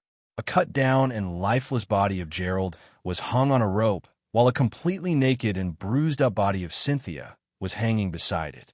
The noble clan heirs declared that anyone who tried to take down these bodies would become their enemy, and them along with their entire family will be killed. That day, the entire city saw how little did law and justice matter in this world. How their protectors who preached about safety and order, who swore to protect them, only watched this heinous crime from a distance. 2 days later, when Albestros returned and heard about how his children, the only reason why he still lived, were brutally murdered and put on a display for the public, something inside the old man died. He was a man with no will to live anymore, but he still had to get justice for his children. The blacksmith went to the city law enforcement, his connections, and even military officials who once owed him favors. But none of them dared to help him. It was one thing if it were to be a single person or a single noble clan. Others would have teamed up against them in the name of justice, and the criminals would have met a thorough punishment. But when the 4 strongest noble clans and their future leaders were put into the equation, no power or law authority dared to go against them. Even people like the magistrate and commander strays did not heed to the old man's pleas. Instead, new fabricated cases and defaming stories about his daughter and son were spread by these clans, and their people saying that the daughter had illegitimate relationships with many young men of the noble clans and tried to rope in the heirs one by one until she was finally caught. The son had allegedly killed someone and asked the noble clan's heirs to bury the incident in exchange for having his sister spend a night with them. Even in death, Albestros' daughter and son were left with no respect or honor to their name. The majority of the populace knew about how these stories were nothing but lies. But what could they do instead of keeping their mouths shut? The tales of heroism and serving justice only happened in fictional stories, but not in the real world where only strength and power mattered. The law didn't have any hold over the strong, and it only existed to shackle the weak. A week later, another unofficial decree from the noble clans came from that from now on, anyone who did any business or kept any connection to the old man would incur their wrath. They even banned the old man to leave the city and put a big reward in case anyone informed them about his escape, just to keep the matters buried in the ground. To set up an example, they killed 9 people who had stood on the old blacksmith side and voiced their opinions. Jessica's father, who was the former lieutenant in the city security, being one of them. Jessica and Cynthia were childhood friends, and because of that, even when the entire city had banished the old man in a way, she looked after the old man from time to time while avoiding the spies of the noble clans. That's why the old man came to her funeral that day while barely managing to hold back his tears. Marcus was also Gerald's sword instructor back in the day, so he too felt bad for the old man and helped him smuggle things to sell so the old man won't die out of hunger over the years. The once most sought-after blacksmith of the city was now avoided like a plague by the masses. But despite everyone knowing the truth, nobody helped the man who lost his only reason to stay alive. At the current moment, Khan looked at the dark clouds as he was basking in the cold rain. The reason why he chose to pick the old man wasn't just because he wanted to get something out of him, but because the old man had truly gained his respect. Because unlike Khan, who committed suicide after losing his will to live, the old man still endured it all, carrying on living with just a glimmer of hope that one day his children would get the justice they deserved. Even if someone were to say that Khan was acting like a hypocrite, he wouldn't care. There were some things that you could not look away from no matter what. The whole commission thing was just a reason he needed to convince himself for his future actions. Because in his core, he was still a man with a moral code. Khan spoke in a grim tone as he looked in a certain direction. If the gods won't deliver judgment upon them, if the law won't punish them, then I'll be the blade that cuts them down myself.